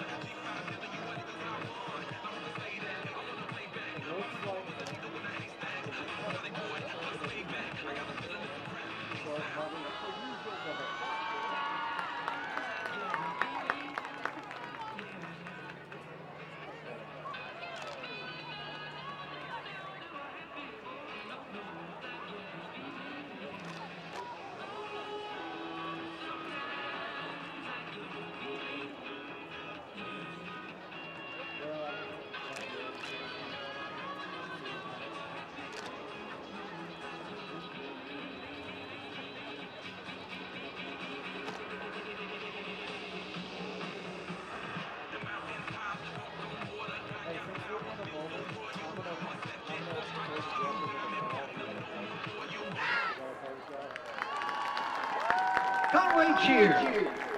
And that is Conway cheer live tonight here at halftime at John McConnell Stadium, the final home game of the regular season. And up next, entering the field, Conway Dance. Now, ladies and gentlemen, for your continued halftime entertainment, Conway Dance.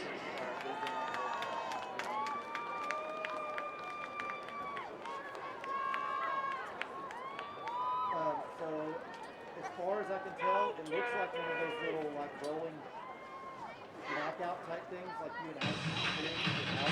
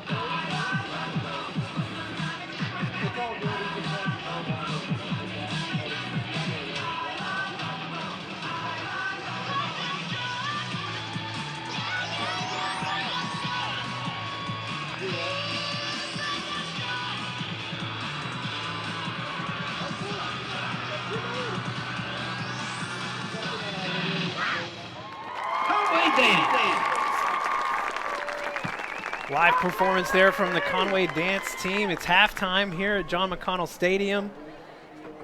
And would have been senior night under normal circumstances, the final home game of the season. Normally you would have senior night festivities. Of course, we had that all the way back in our second game of the season, which was a non-conference matchup against Bentonville, because you just didn't know. You didn't know if we would make it to this point of the season or not. A lot of teams didn't get as many games in. Central back in action tonight, but it's been quite a while since they've played. But the Wampus Cats only lost one game, well, technically two, but they were able to play last week against Christian Brothers. So no band performance tonight, but what we're going to do instead is we are going to replay the band performance from that September 4th game against Bentonville, where we had senior night festivities for the band at halftime. So we're going to take a quick break, and then we're going to continue our Conway Regional Health System halftime coverage with a replay of the senior band members from earlier in the season. You're watching Conway Wampus Cat football here on Conway Corp. Education is all about vision. It requires commitment, investment. So we pour ourselves into Conway students and teachers, schools, and scholarships. A brighter future? Now that's powerful. Conway Corp. Always on.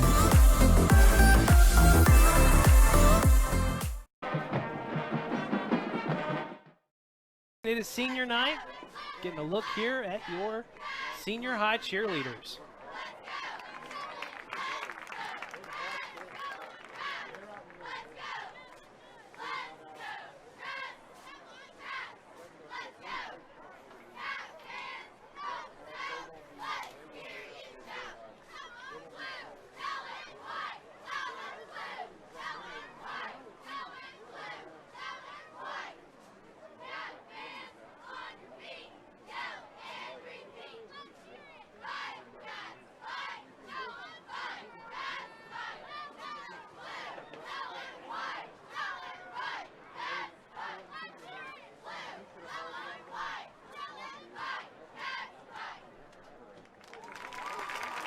Congrats to our Conway cheerleaders, especially seniors Riley Harrison, Madison Maxwell, Katie Beth Smith, and Hannah Woodall. It's going to be an interesting year to be cheerleading as well. I mean, that's a lot of yelling, and it's not necessarily COVID savvy to be able to do that. Well, and probably cuts down on a lot of the maneuvers you can do, trying to keep some distance. Now, Conway High dance team. 3 seniors on the dance team: Kaylee Fortune, Kennedy Lee, and Alyssa Rye.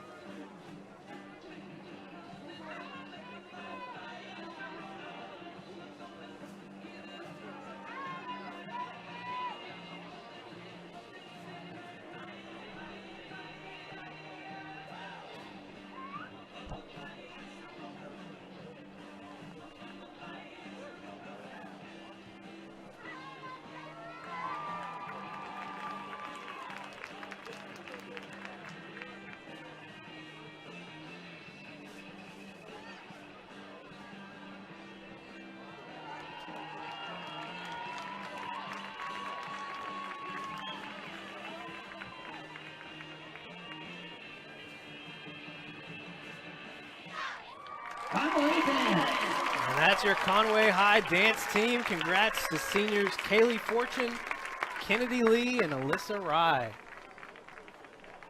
Next up, here at halftime, going to have the senior band members.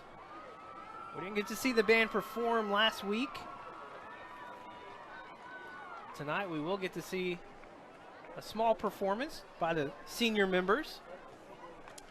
It's hard to see, imagine a band that small for the conference. Right. I mean, it's normally fills the field, so different year. They've been doing a great job too in the south end zone. They've been spreading out. Of course, that means that you have fewer band members joining on Friday nights, but they are doing what they can to maintain the protocols as well.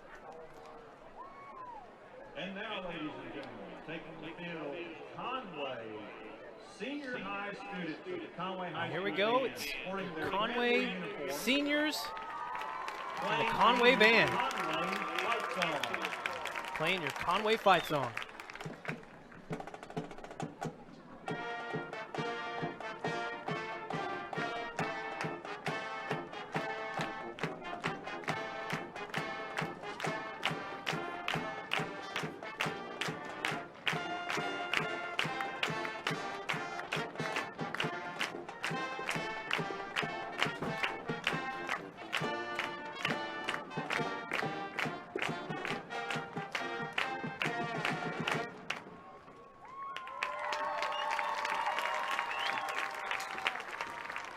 We are so proud of our seniors at this time.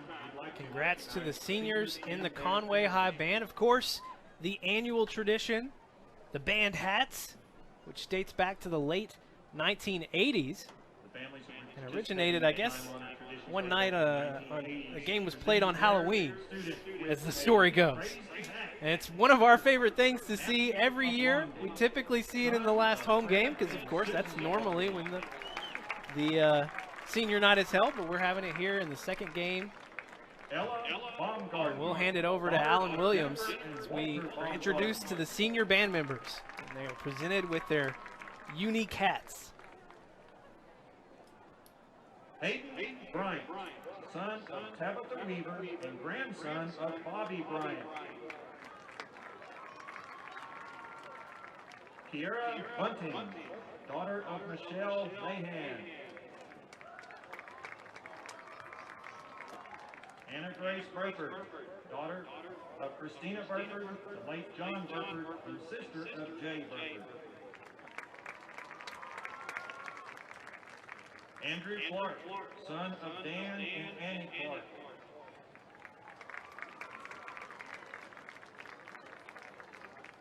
Addison Cook, daughter of Shannon Cook and English and Ellen Cook.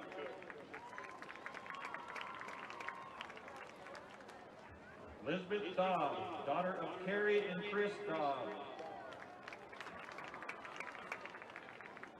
Sydney Green, daughter of Pamela Green, Daryl Green, and Stacy Green.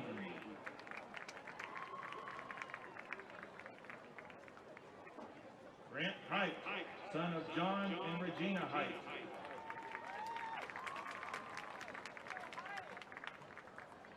Cooper Horton, son of Ed and Leah Horton.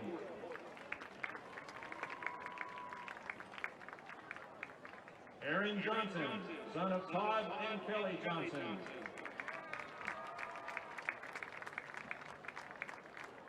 Christian Ketchum, son of Michelle Ketchum.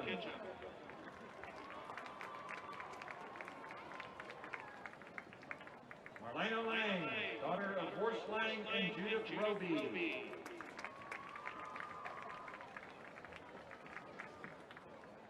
Anna Linzer, daughter of Carl and Melanie Linzer.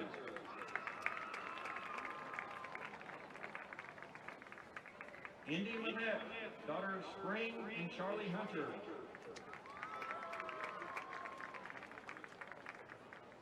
Bailey Missman, daughter of Aaron and Ashley Missman.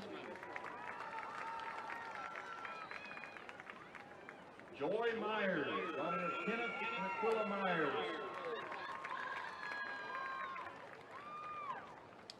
And Integra Nordrum, daughter of Melissa Pate and Jake Williams. Josh Nunley, son of Brent and Leslie Nunley. William Perrick, son of John and Jennifer Perrick.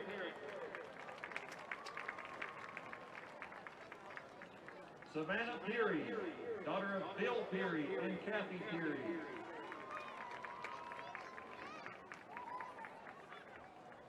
Allison Purtle, daughter of Rodney and Kimberly Purtle. Destiny Reeves, daughter of Brandon and Gabrielle Reeves. Faith Rogers, daughter of Kristen and Brad Rogers.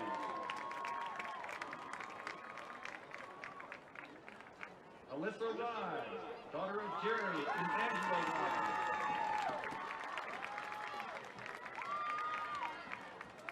David Shaw, son of Jason and Joy Shaw.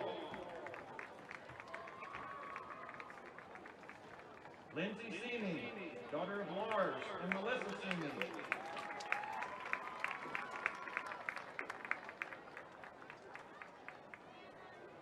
Chloe Sherritt, daughter of Angela and Michael Sherritt.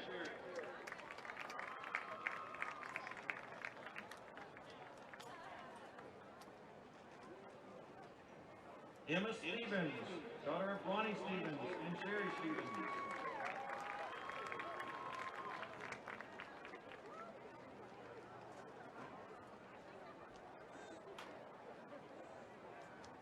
Noah Taylor, son of Michael and Alicia Taylor.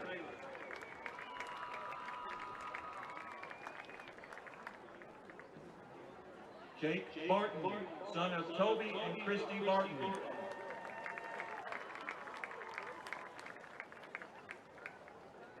Keaton Taylor, son of Toby and Scott Taylor.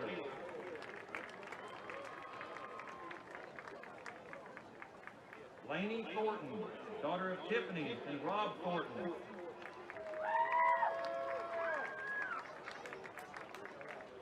Tyler Trickey, son of Kelly Trickey and Barton Trickey.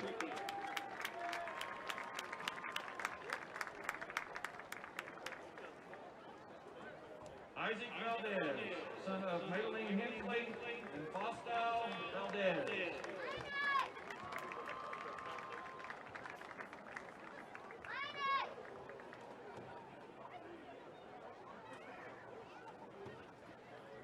Let's give a big round of applause for all these band seniors. And those are your Conway High band seniors. Congrats to all of them tonight. It's been our pleasure to bring senior night festivities to you here on Conway Corp.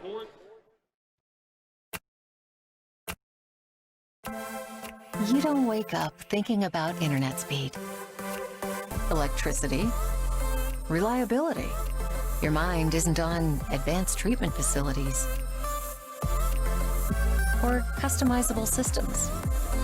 You don't have to think about any of these things because we do. Conway Corp, always on. Good evening, Wampus Cat fans. My name is Kennedy Smith, and welcome back to this week's Sports Report. The Lady Cat volleyball team came out of last week victorious as they beat the Cabot Lady Panthers and were named 6A Central Conference Tournament champions. This week, Conway played in the state tournament with a bye for the first round. Unfortunately, the girls ended their season with a loss in the fifth set against Bentonville on Wednesday. Congratulations on a great season, ladies. Now, volleyball isn't the only sport at Conway with recent conference victories. Wampus Cat cross-country teams performed very well in their conference meet on Tuesday. Freshman Meg Swindle finished first in the girls' meet, and the girls' team was named 6A Central Conference champions. Senior John Sutton finished first for the boys' meet, and the boys' team finished second overall. Great job to both teams. And with this, we'll wrap up a successful week for the Conway Wampus Cats. I'm Kennedy Smith, and this has been your weekly sports report. Go Cats! Back live in John McConnell Stadium.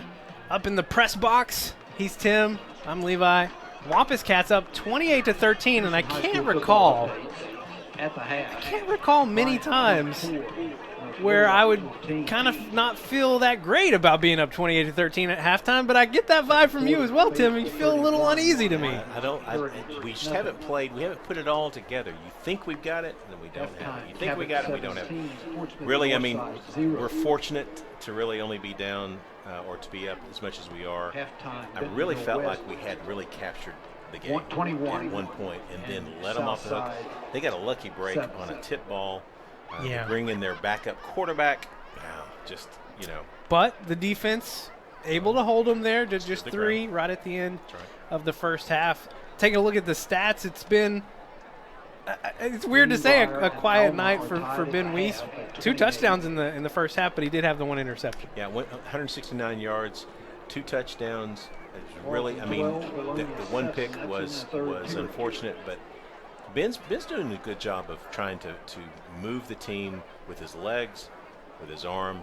He's kind of in control of that. We're just not getting all the right plays at the right time. And an interesting stat, we were talking so much about Bryce Bohannon in that first quarter. 6 receptions, 147 yards, and 2 touchdowns. But no receptions in the second quarter, so things just kind of quieted down a little bit. The only thing we scored in the second half, or in the second quarter, was a defensive touchdown by Traylon McClure on a pick 6. So we really didn't do anything. We moved the ball well a couple times. We had a fumble. We just didn't capitalize when we had the ball in the right zone. We looked like we were a little confused at times when we got in the red zone. That's not something we've seen. We're only 1 for 5 in third downs. That's not something that we normally see. So, some of that could be on the Wampus Cats. Some of it could be on the defense that the Catholic Rockets are playing. We know that they're a very confusing defense. They run a lot of different things. Our coaches had said, that's a little bit of concern that we don't really know what to expect in certain scenarios. Both teams back on the field. Got a minute left on the clock here at halftime. We'll take a 30-second break and bring you the second half of action here on Conway Corp. Education is all about vision. It requires commitment, investment. So we pour ourselves into Conway students and teachers, schools, and scholarships. A brighter future? Now that's powerful. Conway Corp. Always on.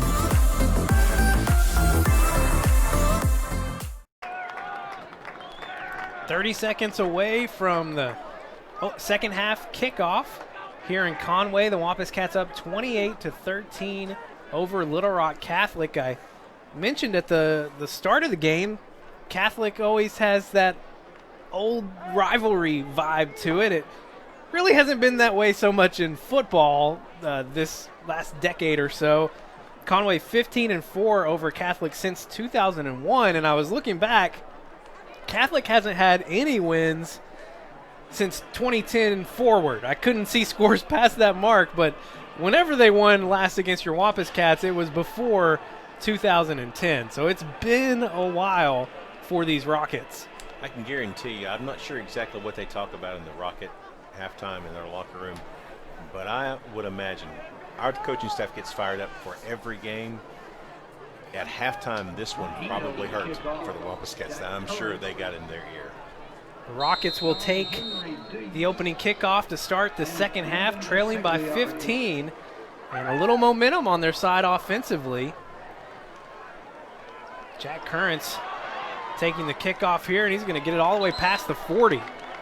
A few times we tried to kick deep, and it didn't really work out that well. They got a little of a stumble at the ball and thought maybe that might be a good sign, but once he made a cut, he was straight up and down the field. And Sam Sanders, the sophomore quarterback, will return to the field again for his second possession of the night. First possession, he drove Catholic down the field and put 3 points up. 1st and 10, they'll hand off to Basiglia. Moving over to that right side, he's got a big hole. First down. Yeah, we've seen that play before on our defensive side. We've done a good job tonight, really, other than the one bust for the touchdown, of closing that gap in. looked like we lost a little bit of our responsibilities, maybe a little bit of a discipline move there, so got to close up on the edges. I do see Jason Stith on the sidelines. He's still dressed out. He busted a long touchdown run in the first quarter and hasn't been seen since. Good job there by the defense, stopping Basigli at the line of scrimmage. That's what it's looked like for most of the night, with that kind of penetration and that kind of stacked defense on the off-tackle runs by Catholic. I mean, they're a very methodical group. They're not going to bust a lot of huge plays on you. They're looking for a mistake. They're looking for a gap. Defense did a good job there. Now hand off to Basigli again, moving to that right side. This time he's met at the line of scrimmage, going to fall forward for a gain of 2. Yeah, Jalen McEwen had him in the backfield dead to rights, and he got loose a little bit. Only gained a couple of yards, which is okay, but got to wrap up in the backfield when we get a chance. Trey Banks a little slow to get up on that one. He'll stay on the field. The danger here is his legs. He can throw the ball, but boy, his legs are tough. 3rd and 8. Sanders looking to his left. Pressure coming from Maurice Freeman, and then he's going to be finished off by Freeman. Another group of Wampus Cats. That looked a lot better in terms of wrapping up the quarterback, watching the containment. As soon as he didn't have a lane to throw, he looks to run. We did a good job of closing in off of the boundary, off of the edge, causing him to have to rethink about which direction he wanted to go, and did a good job of gang tackling there. Brings on Jackson Daniel. I see Traylon McClure. Bryce Bohannon, the only one back. Wampus Cats bringing the pressure. McClure almost blocked another punt there. Bryce is going to let it bounce down past the 10. Long field coming up for your Wampus Cats, but a good job there by the defense, forcing the 3 and out. Perfect by our defense in terms of getting the ball back to the offense without Catholic really moving the ball too far. They did get 1 first down, but really did a good job of shutting it down the middle of the field. Really good job by our defensive line there. See what this Wampus Cat offense does. Kind of a unique formation here as they're looking to get it to Manny Smith.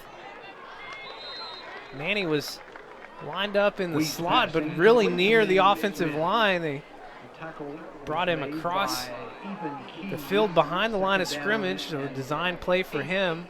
Got a gain of around 3. That's a unique play. Haven't seen that one this year. Yeah, first time for that. They'll go trips to the left here for Weiss, and Weiss is trying to go deep.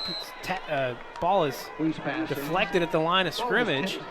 Looked like they were setting up a quick screen for Bryce Bohannon, and we started to look deep. They're almost doing what Arkansas has done, really dropping a lot of people back in the secondary. 3rd and 7.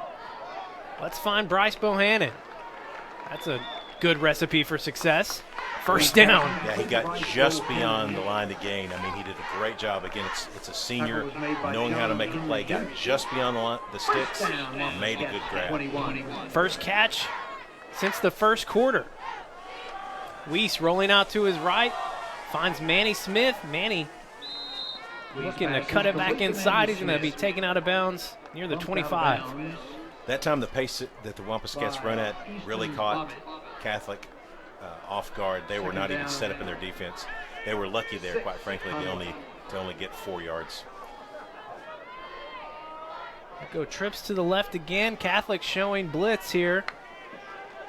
We'll hand off to Boogie Carr. Boogie bouncing it out on the far side. Picks up the first down and get it close to the 40.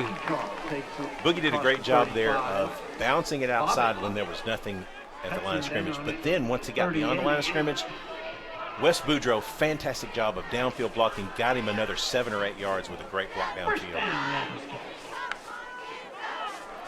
1st and 10. Ben Weiss going to have to roll out to his right. Can't escape the pressure. He tried. There for a second, it looked like he was about to escape it again, but long sack's going to bring the ball all the way back to the 28. We don't see that much from Conway. We don't see a lot of sacks from Ben. Ben does a good job of getting the ball out. He really had no chance there. Nobody working back to the boundary.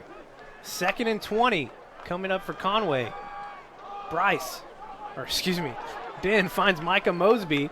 Mosby going to take it out past the 40s. Nice pickup on second down. Going to bring up a manageable third. You forget about Micah Mosby. I know Catholic probably does as well. I mean, this is an absolute weapon. 3rd and 6. Look like they drawn a rocket off sides.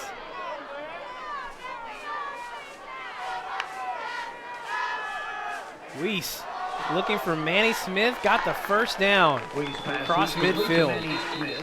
They're going to call Jalen Williams for a hold here, and I think it was, I'll be honest with you, I think it was more of an acting job by the defensive lineman. Number 73 on the offense. Jalen extended his arms a little bit, but not quite sure that was a hold, but when his arm got extended out, when you see something happen there, if you think it's a hold, you got to call it, but tough break by the Wampus Cats there. John Paul Castillo being very vocal out on that far side. I guess he was the one being affected by Jaden Williams. 3rd down, 22. 3rd and 22 now after what would have been a first down. Weiss going deep for Bryce Bohannon, and he's got him. Whoops. Another foot race for Bryce. His 3rd touchdown of the night, 74 yards. I mean, just an absolute bomb. You've got us backed up 3rd and forever. And I've said this before on multiple games, 3rd and forever. What do? You try to find Bryce Bohannon. He snuck past the guy. He wasn't really uncovered. He snuck past him. Man, what a play. Bryce Bohannon, the speed, the majesty. The 3 touchdowns tonight. Wow. Extra point attempt is up and good. Conway extends the lead 35-13, 7:17 to go here in the 3rd quarter. 30-second break and we're back on Conway Corp.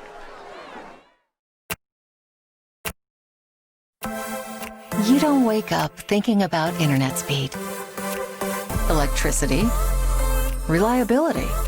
Your mind isn't on advanced treatment facilities or customizable systems.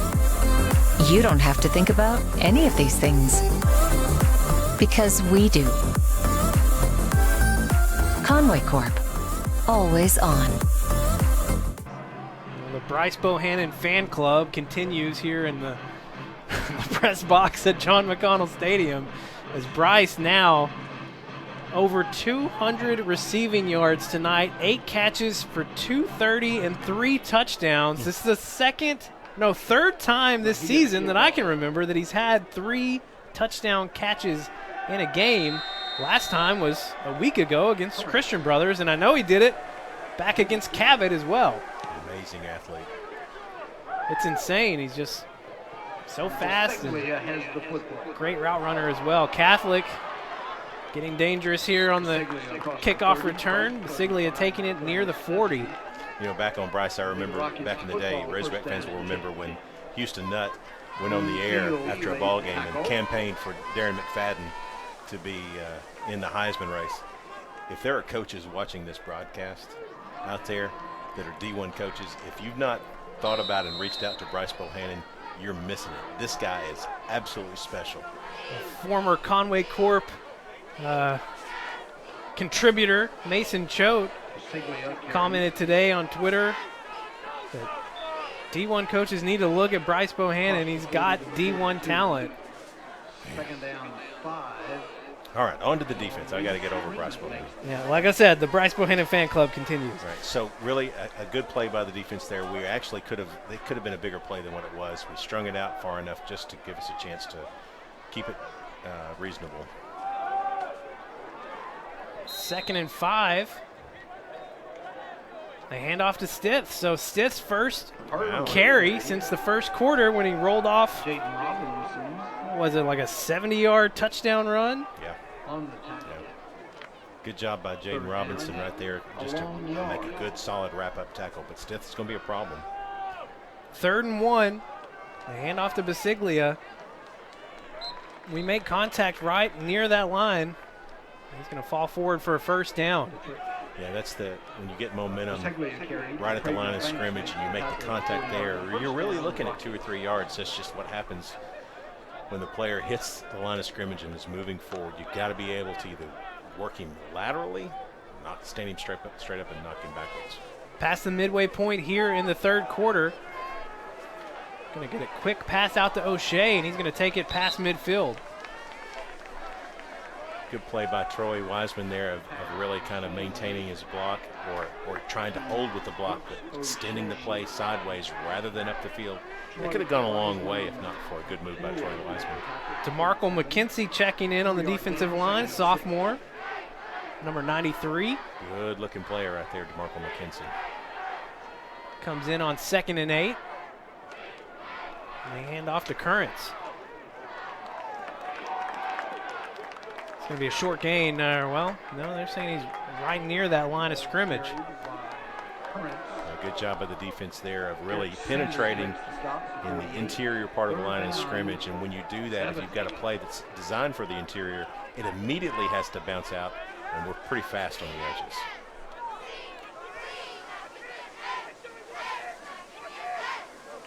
Third down, Sanders passing out near the 40, some miscommunication with Hatfield. Bring up 4th and 7. He broke for the long run or the long pass, and Sanders was going for the short route into the flats. Again, a sophomore quarterback, sometimes you're going to have some of those growing pains. Now you're going to keep the offense on the field. It's getting in dangerous territory right now for Catholic. I mean, this game could get away from them if they're not careful. Maurice Freeman checking in late there. Catholic not hurrying up to the line, so giving this defense enough time to adjust on 4th and 7. There's going to be a delay of game against the Rockets. Before the snap, delay. Yeah, you mentioned they were taking a long time to get ready for the play, so a lot of now you go from, if you're trying to make a decision on going from a 4th down. Now you're way behind the sticks. 4th and 13, 4th and 12. But they will keep the offense on the field. I thought that might change their mind. Oh, Sanders. Wow. I wouldn't call that a pooch punt. He kicked it all the way to the end zone. Holy cow, what a kick. Well, I guess I know why they stayed on the field. It's 45 yards in the air on a pooch kick. He drilled it. Good news for the Wampus Cats is it comes back out to the 20. So I would not have expected it to go that far. Wow, that was surprising. All right, so defense did, again, a great job in the middle of the field. They got a first down, but they stopped them in the middle of the field. Give the ball back to your offense. Let your offense try to go to work. Ben Weiss sitting on 28 touchdown passes.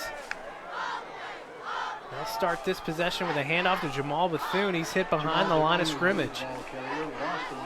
One of the things that you have when you're undersized on your defensive line, and they do some different formations, coming off that edge and trying to crack down onto the running back. Second down, Ben's going to roll out to his left. Little pitch pass to Bryce Bohannon. This is dangerous.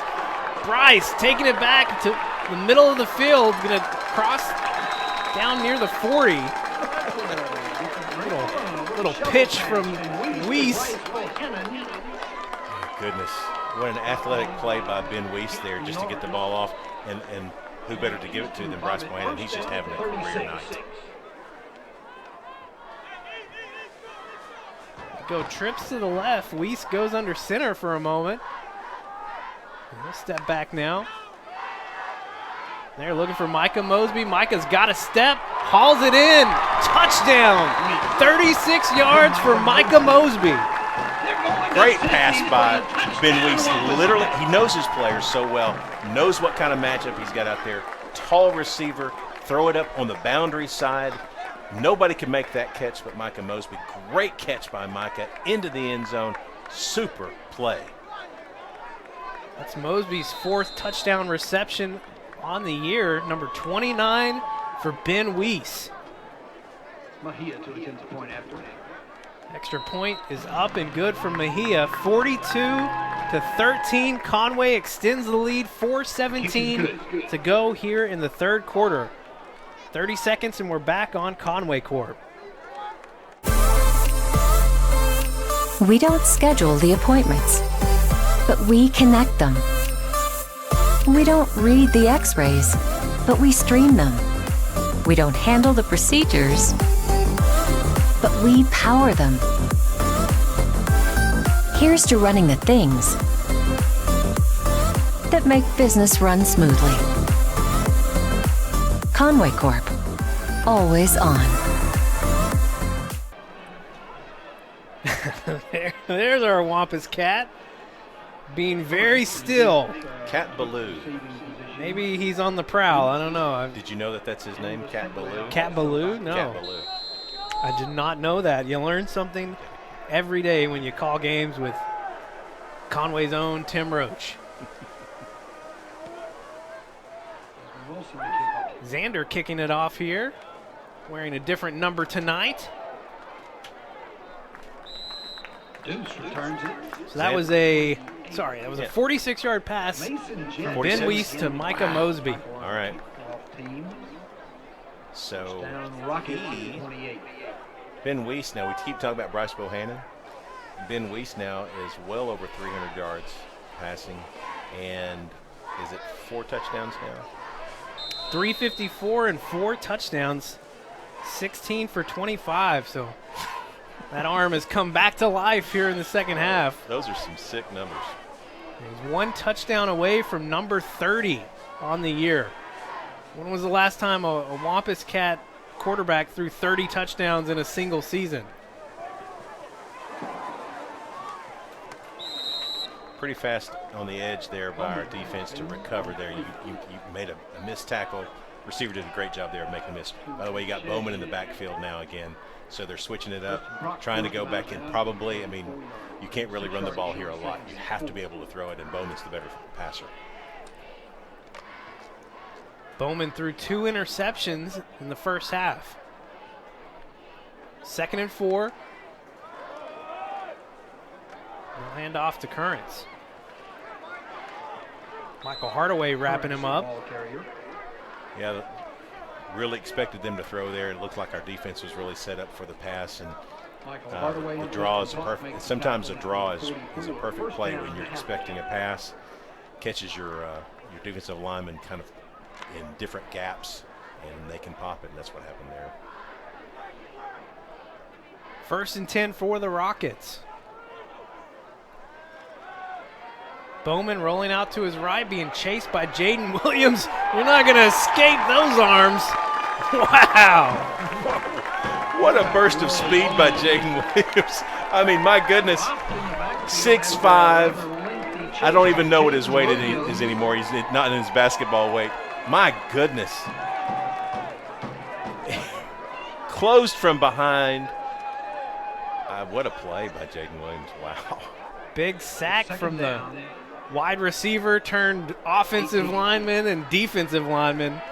What a season it's been for Jaden Williams. 2nd and long.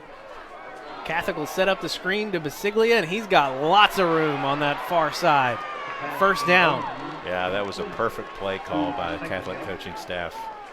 Caught us really, really firing to the ball. And again, you know, it's, as a defensive lineman, the screenplay happens on you, and you're thinking, oh my gosh, I've got a clean break to the quarterback. But what you really have is you're losing containment for a running back in the screen. I'll hand off to Basiglia here. He's met behind the line of scrimmage. Jalen McEwen leading the way. Well, I mean, really filled in the hole and really got behind the line of scrimmage, beat the center on snap, got into the gap, into the A gap, and really stopped anything from having. I mean, once you get in the A gap like that, and once you really shoot in that spot, you can disrupt so many things from happening. Passing game, off tackle plays, even sweeps.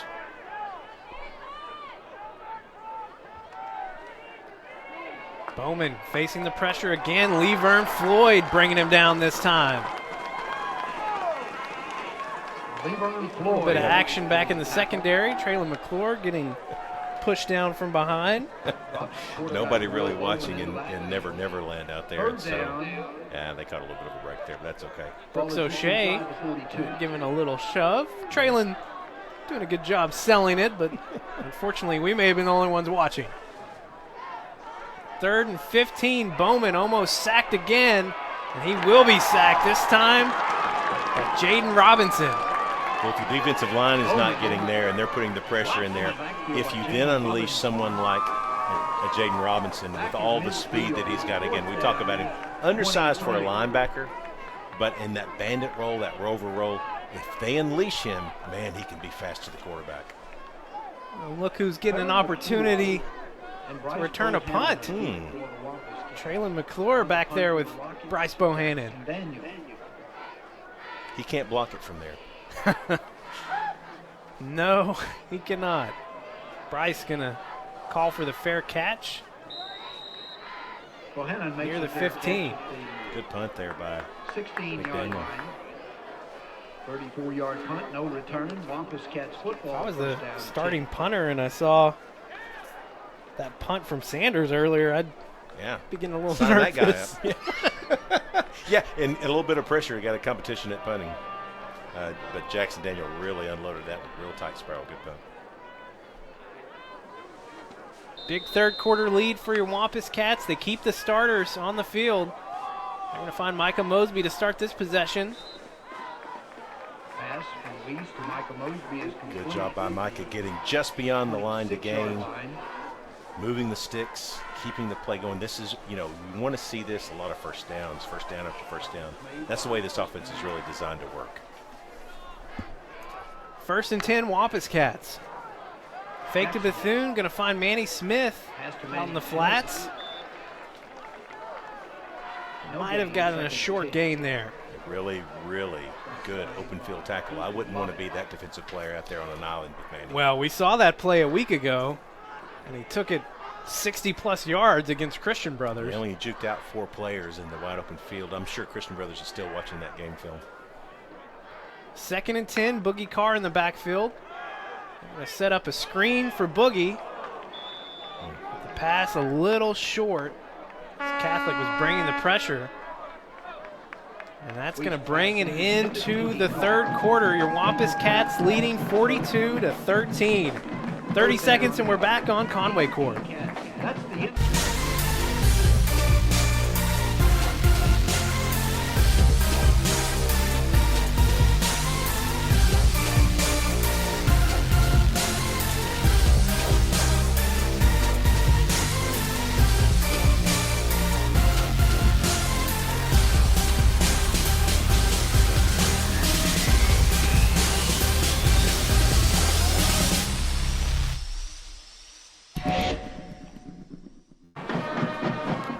Conway Corp is proud to provide internet services to customers who are looking for a reliable high-speed experience.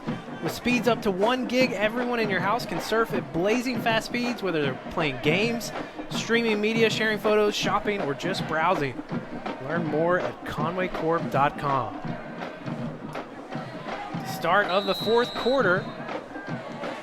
Another touchdown here for your Wampus Cats, and the sportsmanship rule will be in effect, and Wes Boudreau still almost caught it even through the contact. No flag on the field. I think that could have been an interference call there. It looks like they when they got him, you'll see a lot of incidental contact when receivers run down the field. When the receiver turns, that means that the defender has at least jerked his jersey or gotten an arm in there and turned him a little bit. Could have been a call there. No call for the Wampus Cats. Got a punt. Only the second punt tonight. The first time we've seen the punt team on the field. The traditional punt team. Good stat from Floyd. And a nice deep punt from Ashton Waller. Catholic not even trying to haul that one in. It's going to roll down close to the 20. Great punt by Ashton there. I mean, so again, a little bit of a punting competition. That's probably his best punt of the year. I always get a little nervous with our punt team, not because they're not good at what they do. Ashton Waller is a tremendous punter, but we go through so many stretches of not having the the traditional punt team on the field. When they do come on the field, I just always worry about them maybe being a little cold or, because doing it in practice is different than having game snaps. Well, and that was Laverne Floyd's first snap of the night, and it was perfect. Good job by Laverne Floyd there. 11:45 to play. Catholic going to start this drive back with the sophomore Sanders at quarterback. Great job by our secondary there, engaging on the outside. You had Maurice Freeman, you had Traylon McClure. Really no gain. I mean, that pass was going nowhere from the get-go because of the coverage. Bring up 2nd and 9. Might have heard that PA announcement. Game between Bryant and North Little Rock getting out of hand. 37-14, Bryant leads. Siglia finding some space out on the near side over here. Good firm tackle there by Maurice Freeman. Traylon McClure made a good play. I mean, at that angle, that's a tough tackle by your safety to try to come up and make the play at that angle. He did slow him down enough to be able to allow our guy to get in there and make a tackle before we get to the line of the game. 3rd and 3 here.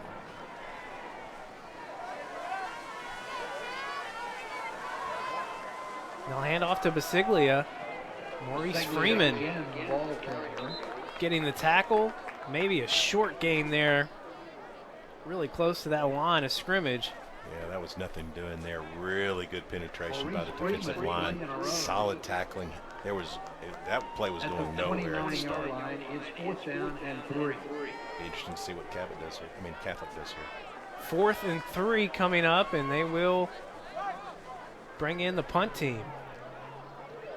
Yeah, still 10 minutes to go, but boy, that's pretty deep in your territory to try to go for it, and you just tried a play that you thought was going to work and didn't happen.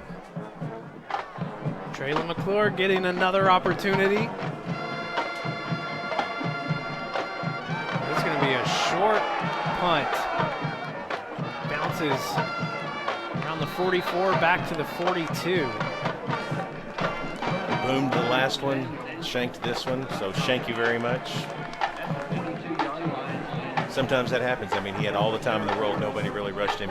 Sometimes that's the worst thing that could happen. You're really just forced to do what you can. Short field coming up for your Wampus Cats. Gotta imagine this offense feeling pretty hungry right now.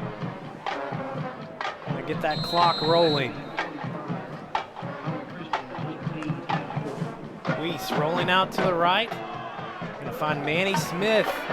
Manny flashing the speed out past the 20. That's a great pass. Boy, that's one I'd like to see next week as well. Manny Smith running across the field with a drag, getting to the boundary, a little bit of space. Ben does a fantastic job of throwing on the run. Back to the line quickly, trips to the left, handoff to Jamal Bethune. Bethune gonna cut up the middle for a gain of 3. Looks like they've really designed their defense to really keep that from happening, even though Jamal's not been in the game much, trying to limit Boogie as well. Setting up the screen for Wes Boudreaux.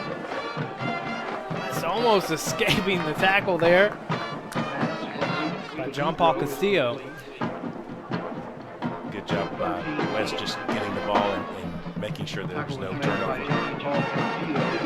3rd and 7, Boogie Carr will check in. 4 down territory potentially here. Weiss looking for Wes Boudreaux. Wes picking up the 1st down. Yeah, don't need the 4 down territory. Listen, I'm not sure what that would look like on TV, but from my angle here, that is a beautiful throw by Ben Weiss to a very tough angle, and quite frankly, a great catch by Wes Boudreaux.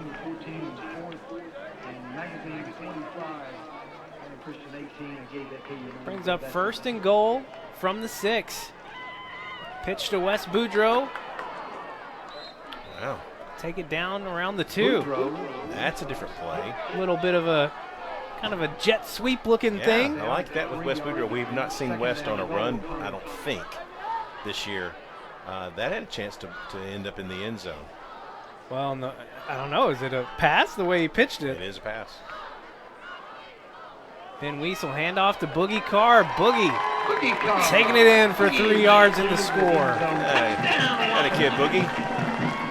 Boogie's worked hard this year, has done all the right things. Great kid, great player, young guy, has a lot of charisma with a name like Boogie. If you can't back that up, that's going to be trouble for you in the locker room. But Boogie backs up his name. Great spot there for him to score. Third rushing touchdown of the year for the sophomore, and that's going to invoke the sportsmanship rule. 49-13 here in Conway. 8:13 to play in the game. 30 seconds and we're back on Conway Corp. DeBoard Electronics, a trusted name since 1952, is located at 650 Dave Ward Drive, 2 miles west of I-40. DeBoard Electronics offers state-of-the-art options to customize your Yamaha golf cart or your Polaris side-by-side and even your boat. With cutting-edge products, you will look good and sound good when you're cruising the water. So enjoy your time on the lake listening to your favorite tunes thanks to DeBoard Electronics, 650 Dave Ward Drive in Conway.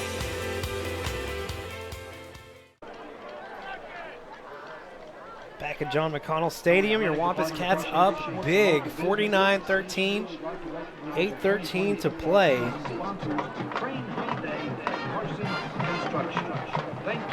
Xander Williams getting ready to kick away for your Wampus Cats. Really done what we wanted to do in the second half. Made some good stops on defense. They haven't scored here in the second half, and really putting the hammer down on offense. Line drive kick from Williams. Catholic going to take over past the 35. A lot of folks in there on the tackle, including Michael Hardaway. Great job stuffing the run right in the seam. Expect to start seeing a lot of new names out on the field. Jerry Coleman, Darius Hayes checking in the secondary. Trey Roberts. Tavis Taylor at linebacker. We've seen Marcavius Stuckett a few times tonight. He's in there, linebacker.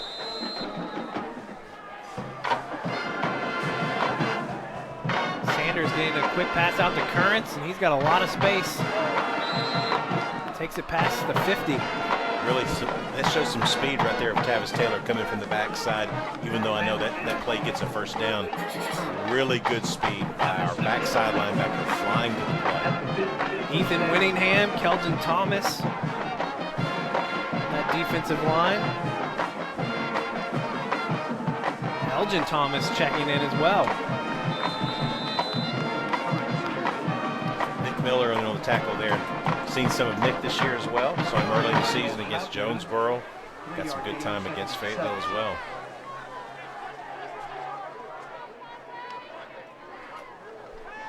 Second and 7. Sanders looking deep.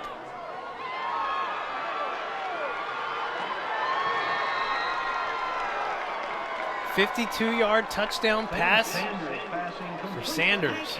Boy, Michael Hardaway had him right there. Had a hand on it, too. I mean, actually had the hand on the ball the entire time. Tough break for Michael Hardaway. Really good coverage there. You know, really good throw and a good catch by the Catholic receiver, but Michael Hardaway was right in position. Just a tough break for Michael there. Catholic getting their first score of the second half.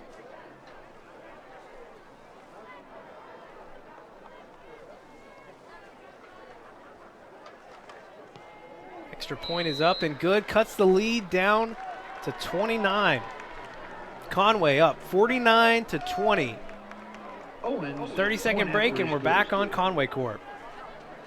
For nearly 100 years, Conway Regional has provided high-quality, compassionate health care to the communities we serve, and we are honored to be named the 2020 Best Hospital in Arkansas by readers of AY Magazine. Thank you to the thousands of readers who chose Conway Regional as the best hospital. We are bringing you innovative services, new clinics, more specialists, and expanded access to care.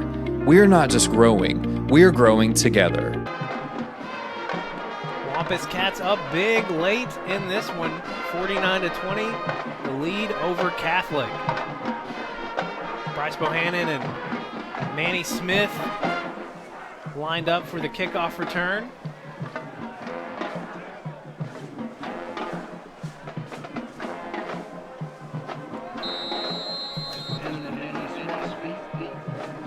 Straisel set to kick off. And he will kick it deep. Manny Smith going to haul it in around the 15. Going to cut it back out to the right, taking it past the 30. they say he went down. He did not think he had gone down. I'm going to say Manny Smith is right. He didn't go down there. I wouldn't be surprised if he hadn't actually gone down. We expect to see a lot of new faces on the offensive side of the ball as well. Ben Weiss is staying on the sideline. Ben, a huge night tonight. 398 yards, 4 touchdowns, and the 1 pick. He's just 1 touchdown shy of 30 passing touchdowns on the year. Handoff to Andrew Sides. He's going to get a big gain here on first down. Good job by Andrew, and really good job by the backup. You got a lot of backups from the front line there. Andrew Sides is a fantastic north-south runner. He's deceivingly fast. He found the gap, found the seam, popped 12 yards. Good job, Andrew. Last few minutes going to tick away quickly. Hand off the Sides again. He's going to bounce it out to that right side. Another nice gain. Yeah, this guy's a talented running back. I've been saying that all year long. Just glad he's getting a chance to show something, what he can do. Really good on the GR's team last year. Hard runner.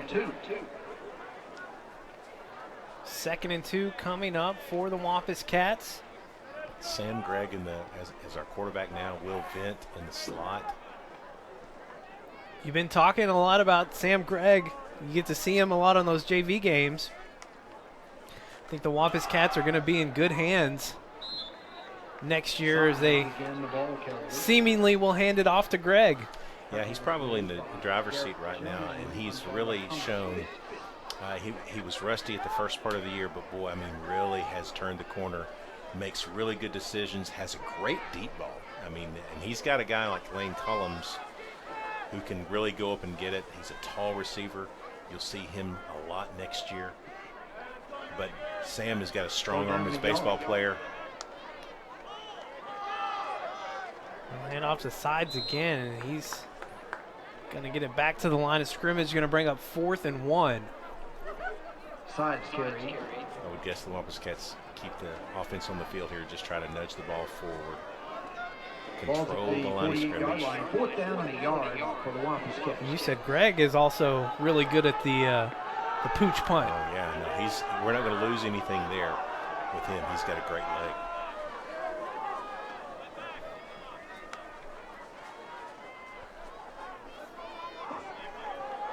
You may see it right here. Pooch punt coming up for Gregg. Going to pin it down inside the 15. That's a way to make me look good. Way to go, Sam. Rolls dead at the 12-yard line. It will be Catholic football first down and 10. Been talking about Mike Grace, the referee, and his crew tonight. Probably wondering, why did they talk about the officials so much, like actually naming them? Well, if you've been watching Conway Corp for the last few years, you might remember Mike Grace as the official with the tall hat, the white hat. And he had the big windscreen on his mic, and we just had a lot of fun with that. We saw him, this crew officiated 2 of our games last year, the Southside game early in the season, and then the Rogers game that we hosted in the playoffs. And something that I didn't really know, and maybe a lot of people watching may not know, is that these crews, they work together and they travel together all over the state. So when you see an official that you recognize or remember, everyone typically on that crew has probably been working together for a while. And we got a chance to meet Mike and his crew before the game tonight, and they've been a fan of some of our broadcasts because of the things that we've said about Mike on air, and all nice things, of course, just having a lot of fun. But it was fun to meet those guys and kind of get perspective on their part of the game. Of course, they play a big role in these games as well. Really good group of guys. And I'm a fan of Mike Grace because his brother is one of my favorite baseball players of all time, Mark Grace with the Cubs. Yeah, that's Chuck Scott is the umpire on this crew. He let me know that his brother is Mark Grace, was a former Cubs player and Diamondbacks player. And he also let me know that Mike also is a D1 baseball umpire. Yeah. So it's a pretty neat thing to be able to do. And the third thing he let me know is that he got Mike a tighter hat to wear down. So we haven't got to comment on Mike's hat very much tonight. But all in good fun. Traylon McClure getting his first chance to haul in a punt and put it on the ground. It's going to be recovered by the Rockets.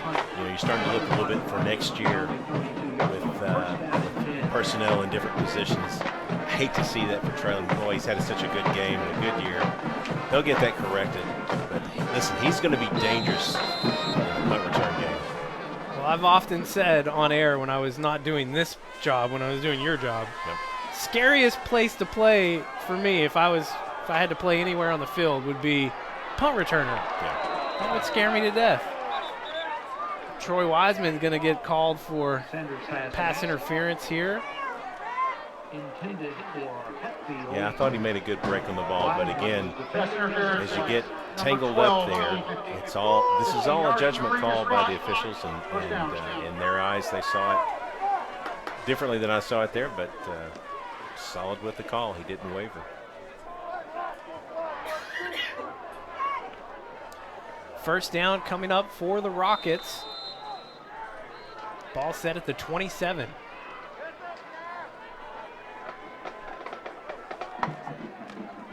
Hand off to Stitz. Stitz got a lot of room out on that left side. Picks up a first down, takes it past the 10. Yeah, Catholic is still trying hard. They're really working hard. They want to get another score in. I know our defense doesn't want them to score, so this is going to be a war of wills here. Under 2:40 to play in the game. Conway up 29 points. And on to Stith again. He's going to bounce it out to the left. Hardaway. Michael Hardaway coming up to make the tackle. Yeah, good firm tackle running him out of bounds. Second and goal. Clock will continue to run again with the sportsmanship rule. Clock continues to run as they go out of bounds.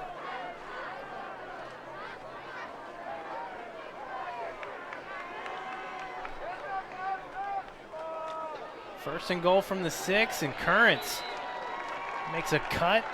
Currents, the ball carrier. Gets into the end zone. 6-yard score for Currents. Really quick feet there. I mean, that's the second or third time that he's really gotten into some space and made a difference with a quick burst of speed.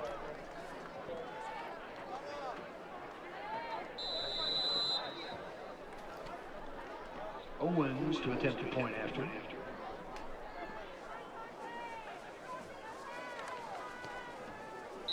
Extra point is up and good. Lead cut to 22. Owens' kick is good. 2:04 to go here in the game. We'll go ahead and hold this one here. It's been kind of a odd night. Boy, I mean, you came into it hoping that you could get the point performance that we've seen out of the Wampus Cats, 49 points. That's I don't know. I can't recall what our average score is, but it's high. Last week it was over 40. It was right at 40 points. And then, of course, we scored 49 points a week ago, so it's going to be a little bit higher. Yeah, so we're really kind of at our average, which sounds a little bit strange to be in the low to mid 40s in an average, but we did it in a way that was a little bit weird. We left them in the ball game early. We had the momentum, lost it, got it back, lost it again. But here's the thing: our defense really did not allow these last couple of scores against some of our reserves. They haven't seen a lot of time yet. Defense played really well, to be honest with you. They played really well tonight. Kind of a bend, don't break. It's a big night for Ben Weiss and Bryce Bohannon. Weiss 4 touchdowns, almost 400 yards passing. Bryce 9 receptions for 265 and 3 scores. That was Dylan Silverman Barnes on the return. So Dylan's been nursing a bit of an injury, and so it's good to see him out there. He's not 100%. You can tell he's just not all the way there, but good to see him back out in action.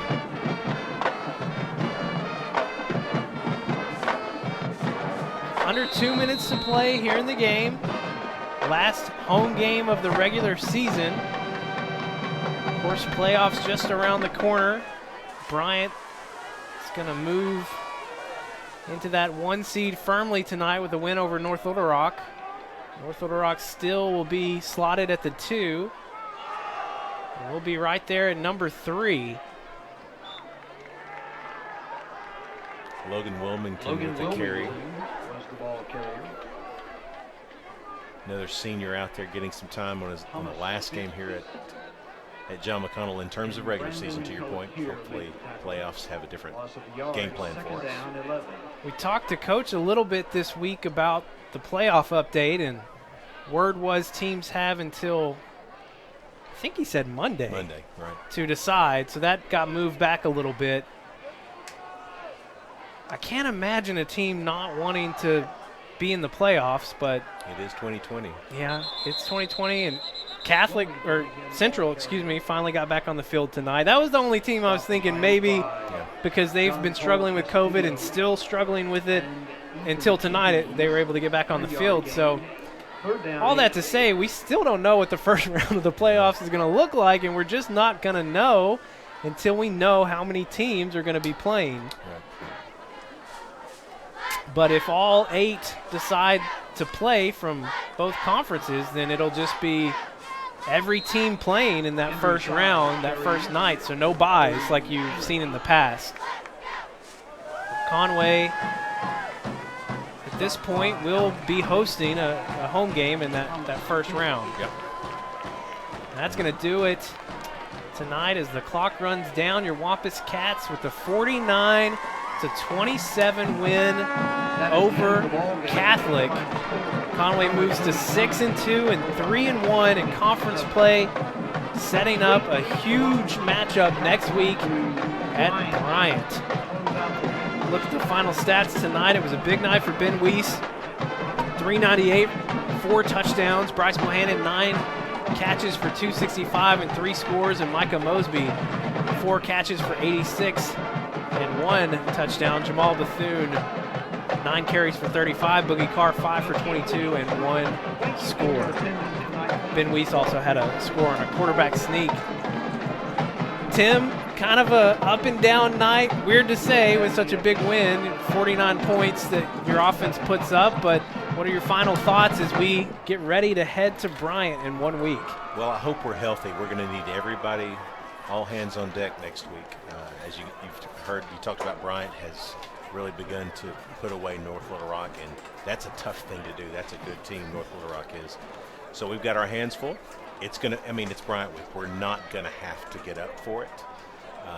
It'll be a challenge deluxe. It'll be the toughest team we've played all year, more than likely. So I hope we are healthy. That'll be the one thing I'm worried about. I'm not worried about being prepared. He's Tim Roach. I'm Levi Gilbert, and on behalf of Javon, Ryan, Maggie, John, Scott, Kara, and Justin, and the whole Conway Corp crew, we appreciate you watching tonight. We'll see you live next week at Bryant for the final regular season game of the year. Have a good night, everyone.